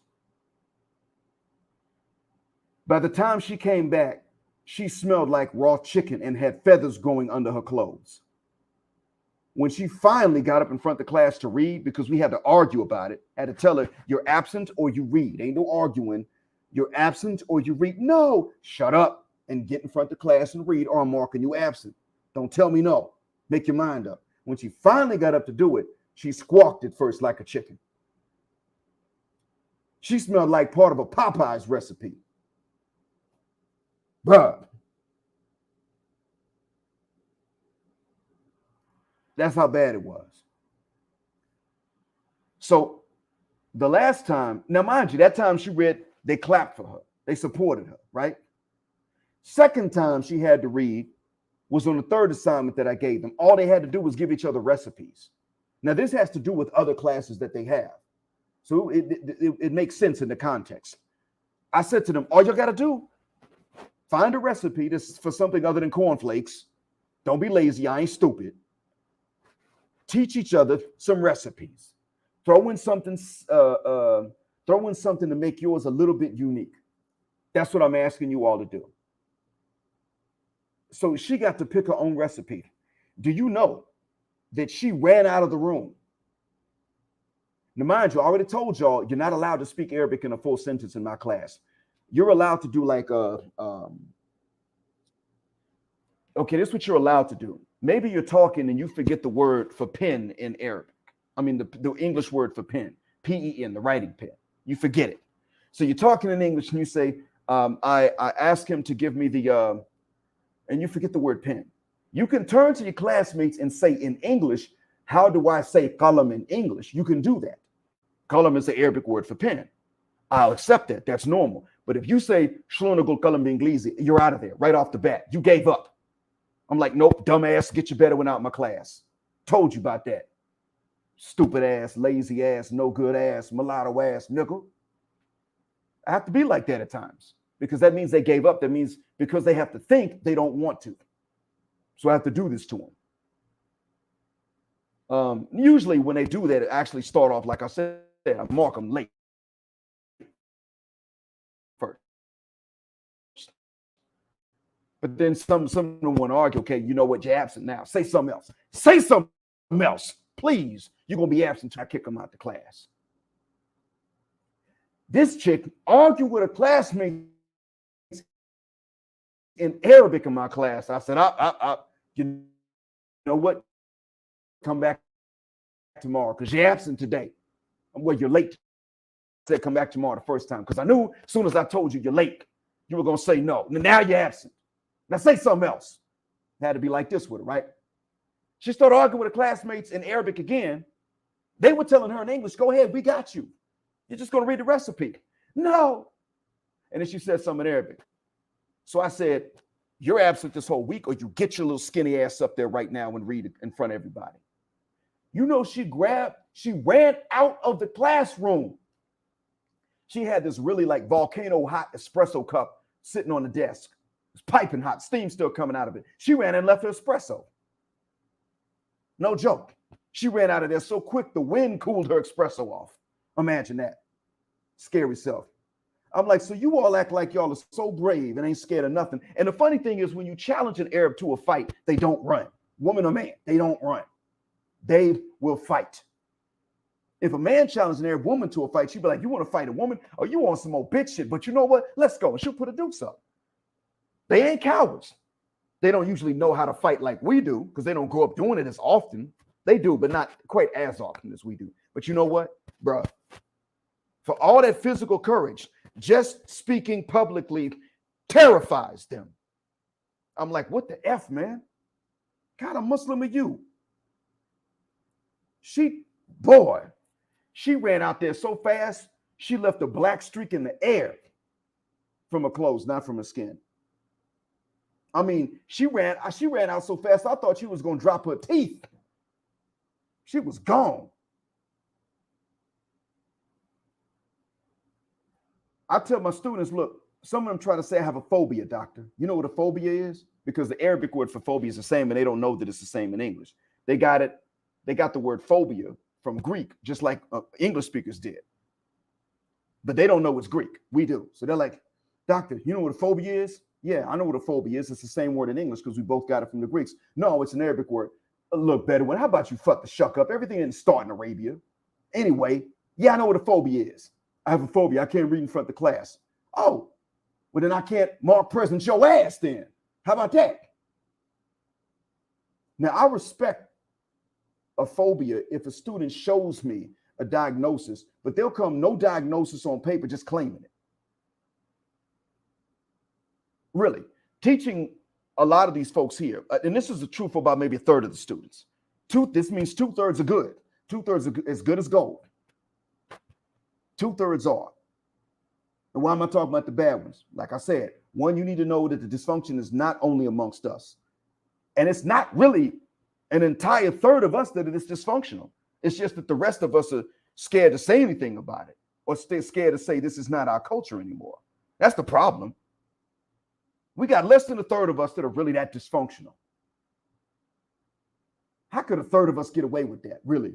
But it may be a fifth of us that are like that, but 4/5 of us are scared to come out and stand against it. That's what I'm talking about. But teaching them, about a third of them are the same as teaching the youth in the USA, except without the violence. In other words, if you accept excuses here, that's all you'll get. They'll preach to you about the religion and all that, but boy, look, it's time to actually apply it academically. Use your brain, shut down. A lot of them do. And the ones that, like I said, 2/3 are good, but the third that ain't will come to your face all the time. They're the ones that hold you up. They demand the most of your time. Now, if you accept excuses, this is what does happen. If you accept excuses from the bad ones, the good ones will stop performing. That's the sad truth about it. They'll just quit. So there's another one.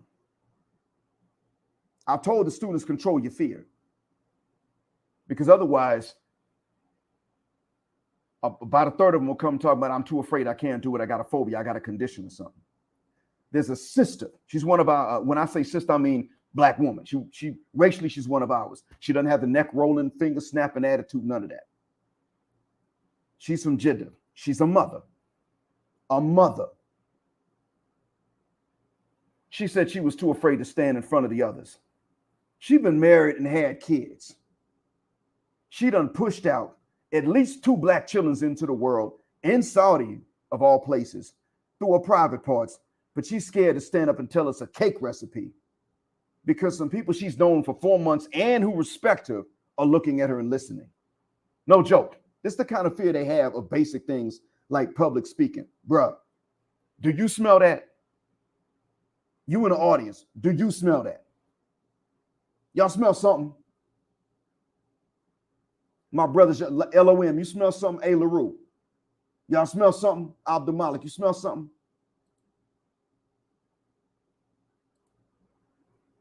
I smell chicken. Every time they start with that, I let them talk. And you know what I say as an answer? I started doing this last week, right? Just last week. I let them talk, get their little punk ass excuses. And then when they're done, I just say, I don't even move my lips that much when I do it. I open my lips just a little bit, and then I go,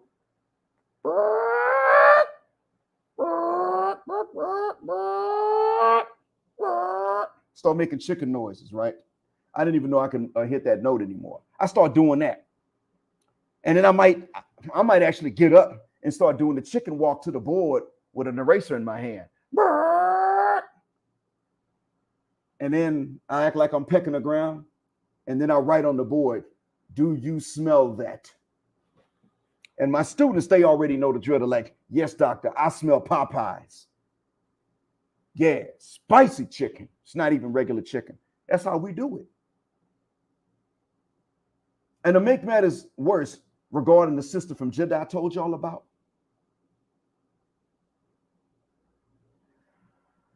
her English is good. What the hell is she scared of?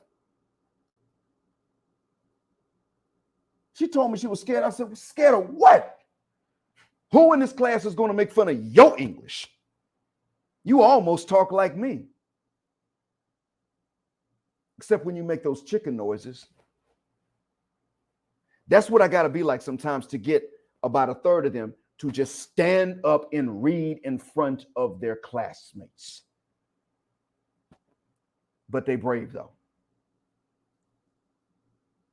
It doesn't even make sense. You thought you were the only ones? Really?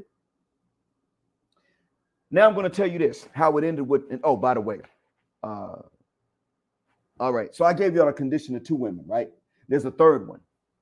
She actually wrote a poem to mothers The first assignment, she wrote a poem to mothers. She's in my last class of the day. No joke.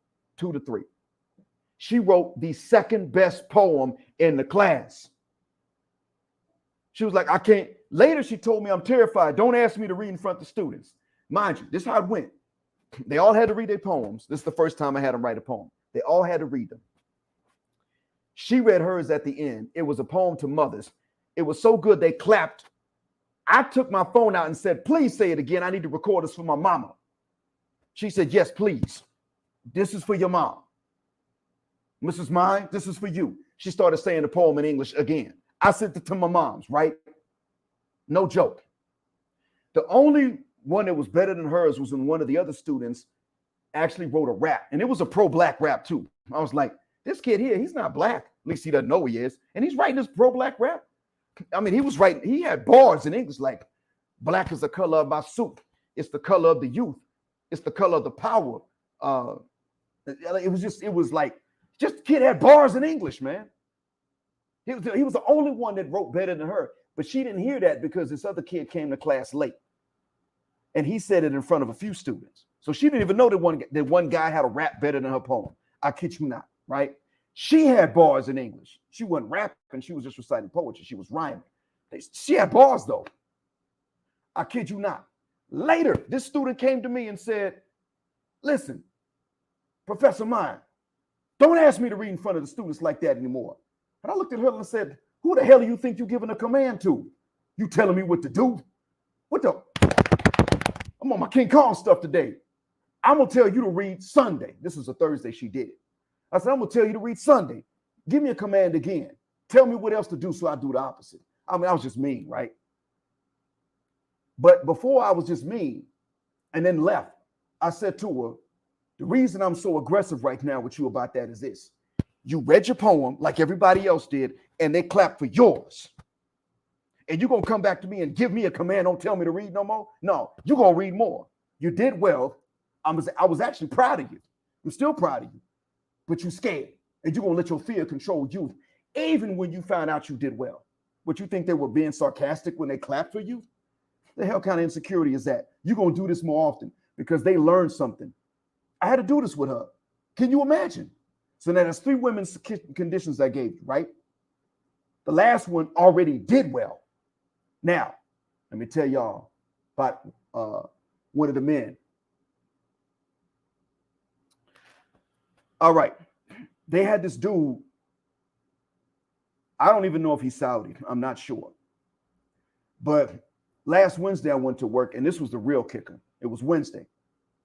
Hold on, y'all. I'm about to sneeze.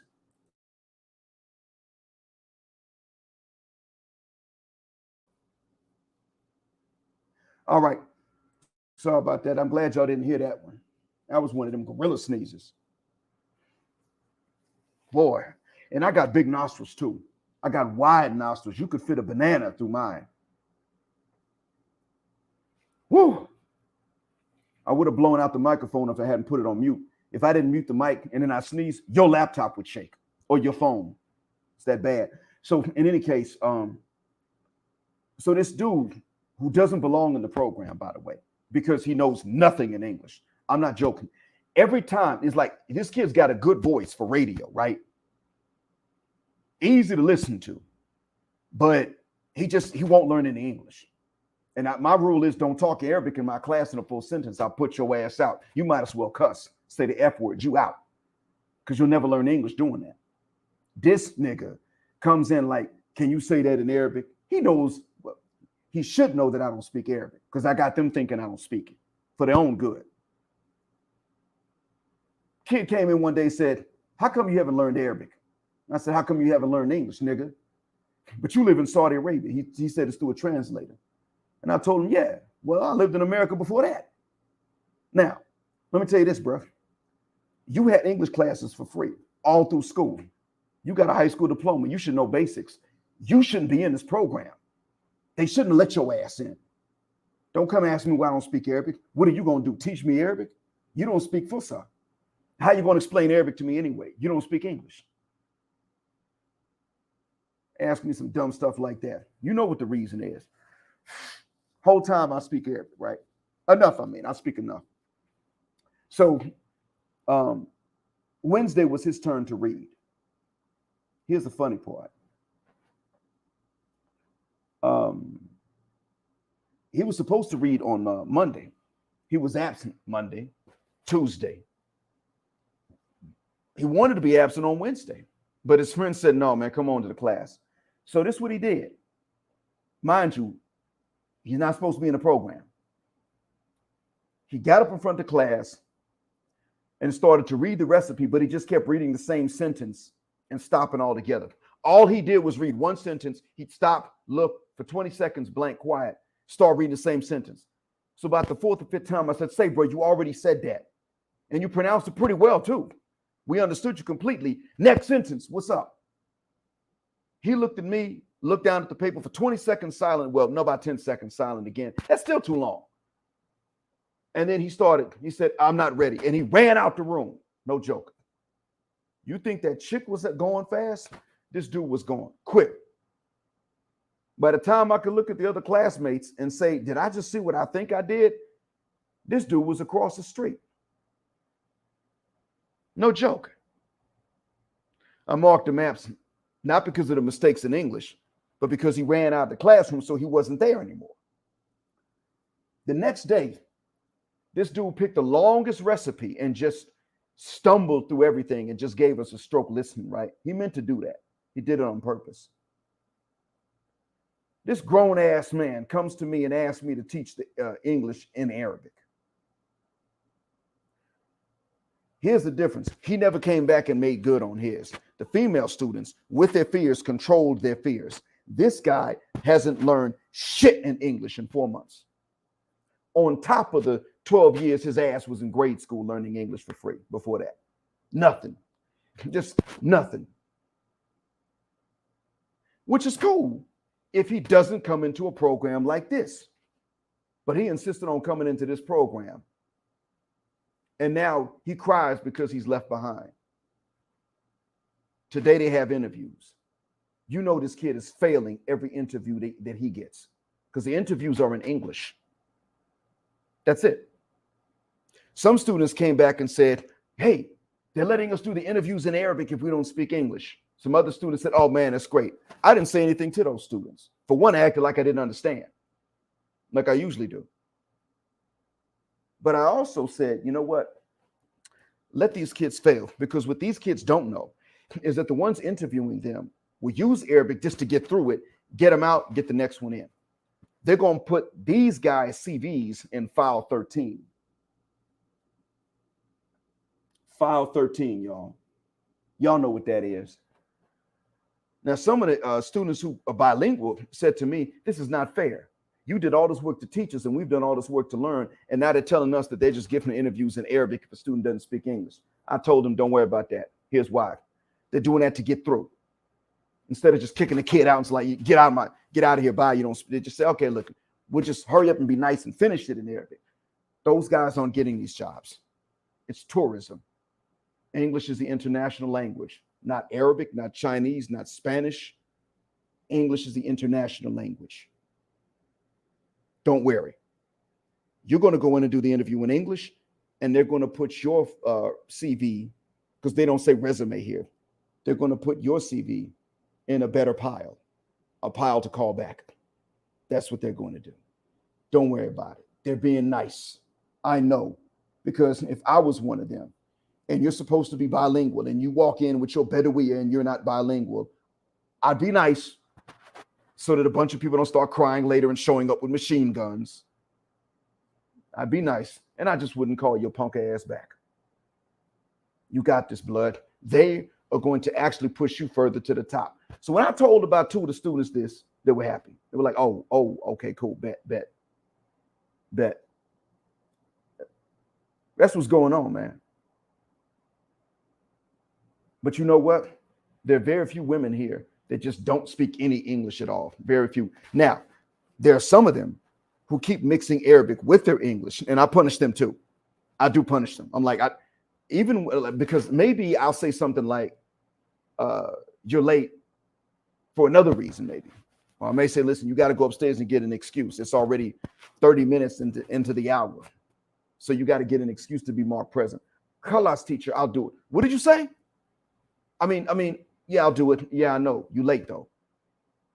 You know, they'll do that. They can't stop mixing Arabic with their English. And I don't even tolerate that, actually. Not to be biased. I do that for their own good, for their own benefit. Because in these interviews, guess who's in the interviews?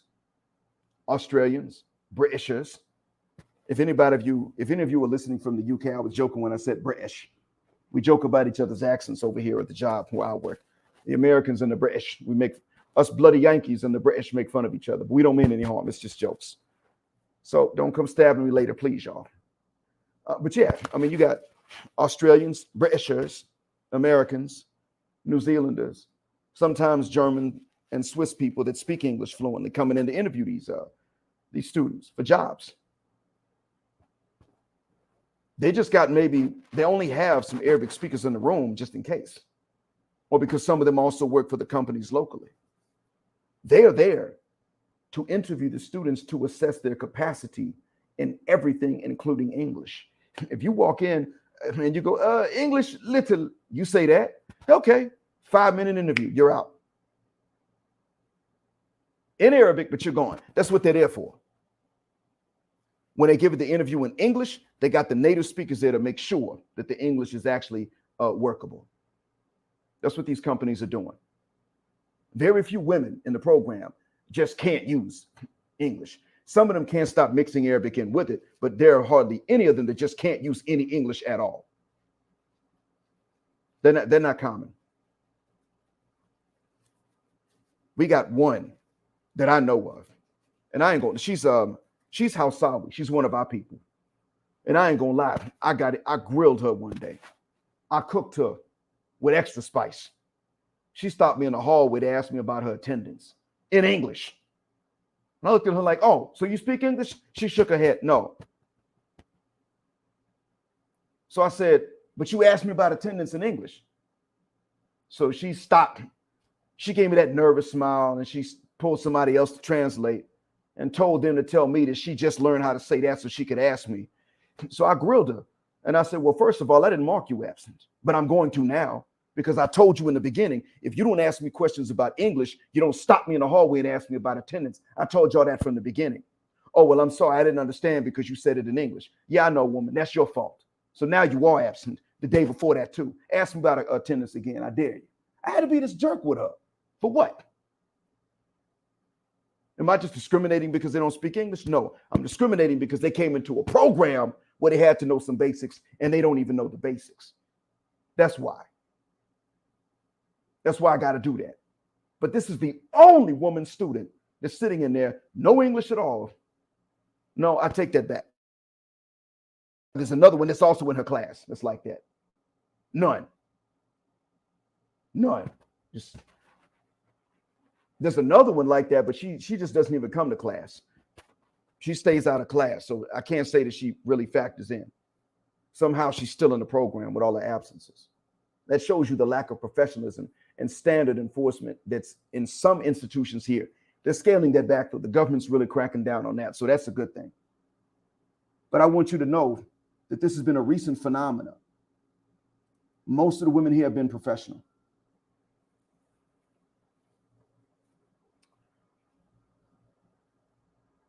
I say this to tell you that these are people who deserve to have their women tell them what to do, to a certain extent. And I'm not talking about the black Saudis, because most of the time they know they got to perform, especially if they got African last names, especially then. They just don't get away with the same stuff. And that I do find to be irritating at times. It's not dangerous, it's not violent to them, but I still can't tolerate that. And that's why I agree with Abdul Malik about looking to other places eventually. Then on the other hand, there are times they do get away with stuff.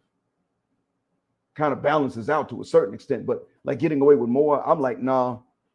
Anyway, it's a long story. I'm not getting into that. What I wanted to tell you about, and this is why I even came live today, was what I wanted you to understand is that no, we're not the only ones, and we never were. If you factor in what the hell we went through in the diaspora, not just the USA, but the whole diaspora. And some of y'all think that everything outside the US is the diaspora. Dummy, the US is part of diaspora. Everything outside of Africa is a diaspora. Got it? Let's get our vocabulary straight. But nonetheless, it's not just us. When you factor in what we went through, we've actually done better considering. Because these folks here, they faced colonization to a certain extent, but not extensively. Now, in the neighboring Gulf states, they did. Here, they didn't face it that extensively. In Mecca and Medina, they didn't face it. The British didn't set up a presence in Mecca and Medina. Jeddah, yeah, but not Mecca and Medina. So they've largely been uncolonized in their regular experience. How did they get to be so broken and dysfunctional? What excuse do they have? They've been sitting on the Quran for 1,400 years and scholarly knowledge, which they do have. They've been sitting on it for 1,400 years. How did dysfunction, and most of them are not that dysfunctional. The problem, again, is that a lot of them aren't willing to stand up to the ones that are. How did the dysfunction get to hold the sway that it does here? That's the question. And it's a legitimate and valid question to ask. And that's because they sat on it. That's why. So in any case, listen, I appreciate you all being patient with me while I tell you about how these other non-black, non-whites over here have sat on instructions that we have. Same instructions I told you are the solution. Y'all know what I told you the solution for black people is. Y'all already know. But they didn't apply it. It's like medicine. Doctor could give you a great medicine. Combination, actually. He could even give you something that's organic and nutrition. He can say, listen, here's what you do. First off, you need to eat more tomatoes. Get you some lutein in your system. You're missing that. Lemons for vitamin C without all the sugar. All right? That's what you need to eat. Now, I want to give you a testosterone patch for your skin. You do this, you get your nutrition and your hormones back. If a doctor tells you this and then says, okay, and walk 15 minutes a day, and you say, well, you know what? I'm going to ride my bike for 15 minutes because I just paddle a little bit and it'll coast the rest of the way. Eventually, you're not getting the exercise you need. And then you say, well, you know what? The tomato, I don't really like that. So I'm just going to pick another vegetable, eat that. Okay, you get those benefits, but not the lutein. Oh, and I don't like lemon, so I'm going to eat oranges instead. Okay, so you get the vitamin C, but too much sugar. I'm just using this as an example. You decide that you're going to change up everything. Everything.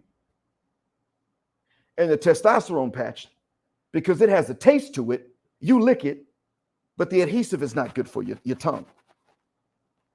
So you're taking the testosterone replacement internally, it's digesting in your stomach and not actually getting into your blood directly and going to your cells like it's supposed to.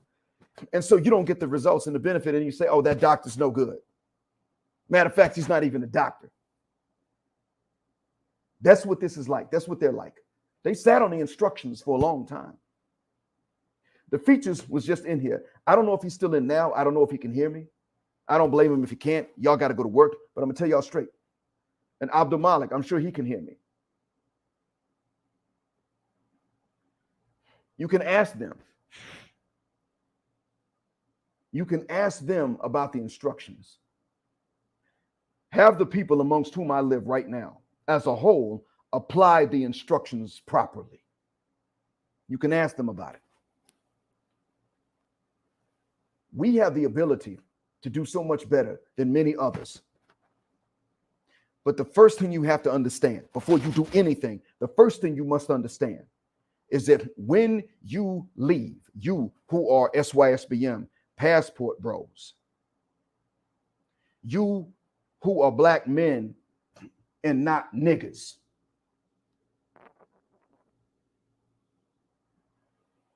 is that you actually, you who are now breaking free of the chains of nickilcha and negativity, actually are not migrating into somebody else's patriarchy like they tell you are when you leave. That's not what you're doing. You're not nesting in another man's patriarchy like they say. That's not what's happening. What's happening is that you, that Western black man on whom the West has been taught to look down. I'm sorry, that wasn't correct. Down on whom the West has been taught to look. Sorry about that. I teach English for a living. I should know better. Forgive me. You, that Western black man that is demonized by massa and even by the women from whose wombs you come, from whose wombs we come, if you be so gracious to count me as a black man,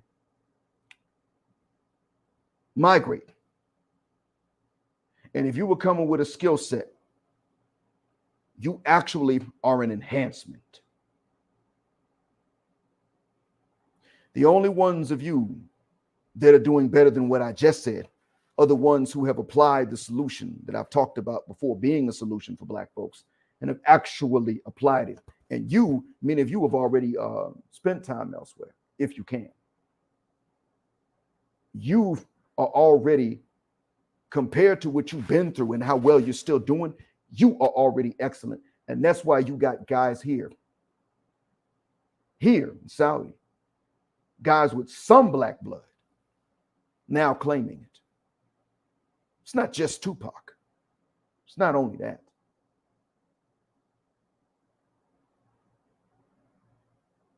That's a part of it. But when we come along and we tell them, look, man, what about the liberation? Listen to what Mutabil has to say. When we tell them that, they actually listen. To their credit, they take that correction. But the thing is that you are actually, and just like the black Saudi men here have a reputation for being fair and being just and being more romantic as husbands and being more loving and involved as fathers in general. Just like they got this reputation here. People here will say things about black folks, but then they'll turn around and have compliments for them too. I've heard both. I just didn't tell you about the compliments because I don't have as many stories about where I have to sit up and like put people in their place for that. I mean, people have actually set up and said to me, what's the secret to being smarter than whites and being stronger? People have asked me that. I just tell them, well, we're forced to be smarter. When we are smarter, we're forced to be. Sometimes we're not. And when they've asked, what about being stronger? I say, well, when it comes to that, we probably train, we do focus on sports a lot. But the other thing too, and that's something that happens here too, by the way. That does happen here too.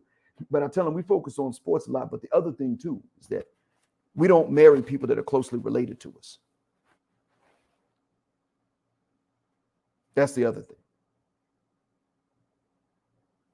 But the point I'm making is that you, black men, from the diaspora, from back home, and even from the Eastern diaspora, those are the black folks that have been here for a while, for generations. You were known for being strong.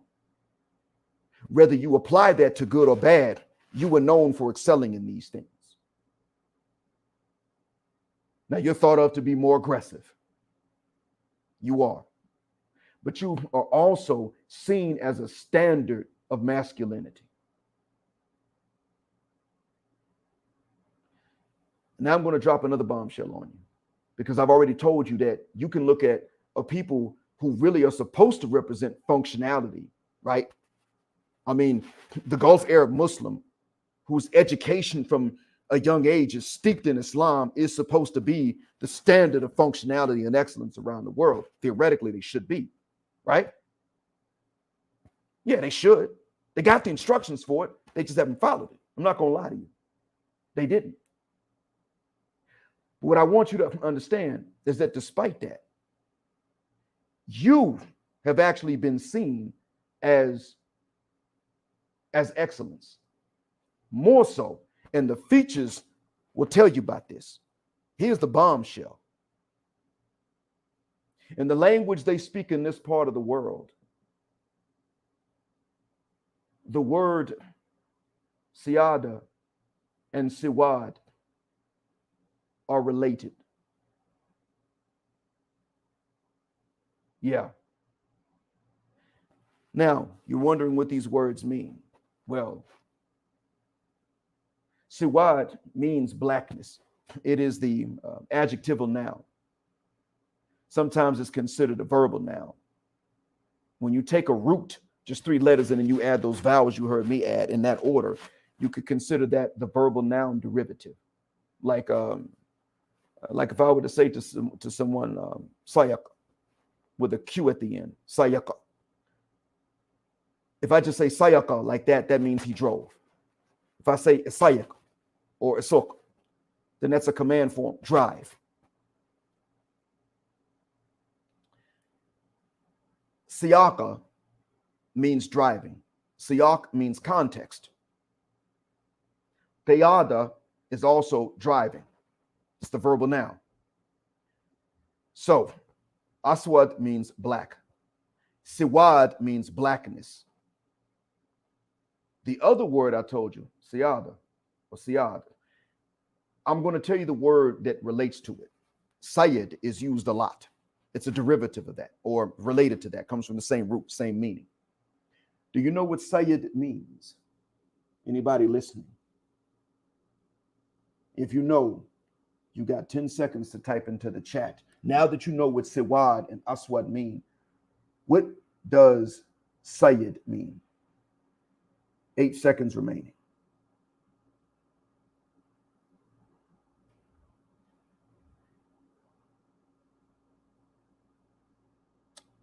All right.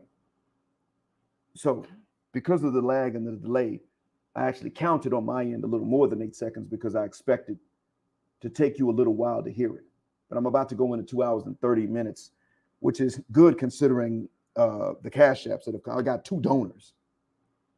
And yeah, 2. So considering that and the length of time, you've actually gotten a good deal tonight. You're welcome. But nobody put it into the chat yet, as far as I can see. Let me check another screen just to be on the safe side. Nope, nobody put it in the chat. Sayyid means master.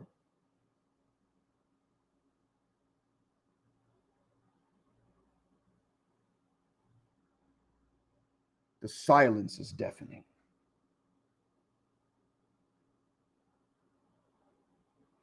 I don't know. I mean, the average Arab does not walk around thinking about this. But I'm beginning to wonder if this reverence that they have for us, this respect at the same time that they keep forgetting about our equality and normality, has to do with that. I wonder if it has to do with that. But there's a part of these folks, these other groups of people that you think have their stuff together in the US and the UK and Canada. There's a part of him that sees you and knows they believe more than I do, and they believe more than you do, that there's something in you special. I'm the one that looks at us and says we're like others, except we're older, we're more original. We're the ones that look and say that. They're the ones that look at times, and especially at us brothers, they look at times and say, I wish I could be that.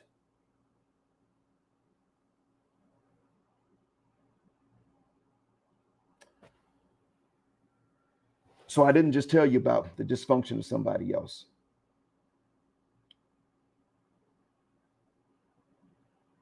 That wasn't the only message today. I hope that what I told you helps. Please make the information go viral. I'm begging you.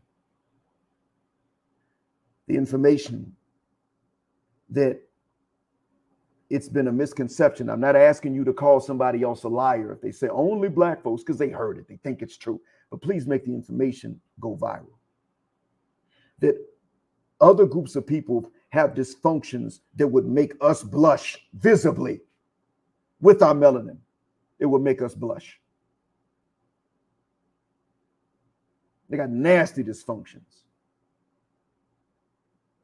Stuff for which people would get burned alive in many parts of Africa.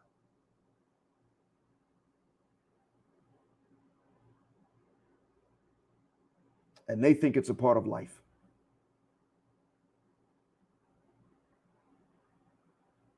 This is something that needs to go viral. People need to know this. People need to know we are not the examples of dysfunction. We are not worse than others. This needs to be understood. We are the same as others.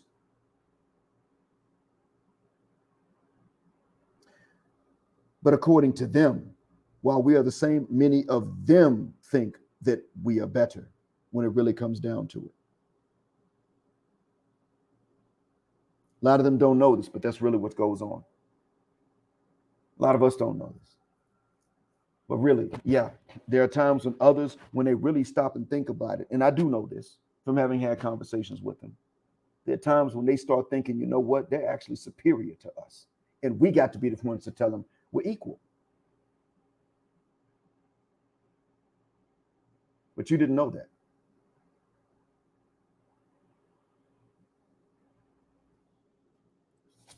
Sometimes these buffer classes need to look down on you.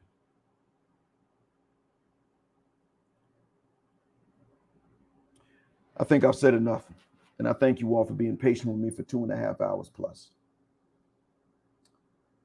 From the bottom of my heart and from the depths of my black mind, I hope this benefits us. Please forward this. I mean, the information. Even if you don't hit the share button. Because like I said, I'm not asking you to make me go viral. I'm asking you to make this point go viral. Please make this point go viral. Thank you for listening. As always, black heart, black mind, blackout. Assalamu alaikum. Black heterosexual, non-select male power because they don't like it. Black patriarch until extinction or judgment day.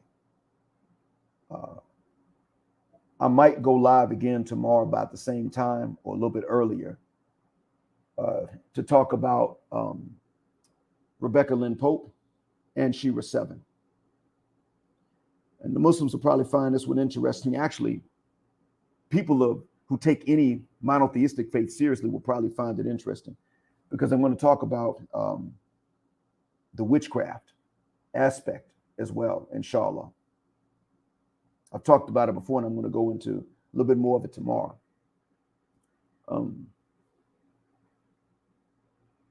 Thanks for flying with Jet Black Airways, where Jet Black is also a verb. Keep Jet Black with me till the wings and the wheels fall off. And on your way out of the Jet Black aircraft, please punch the Cash App button for Brother Hayes, if not for me. Gender justice forever. Assalamu alaikum.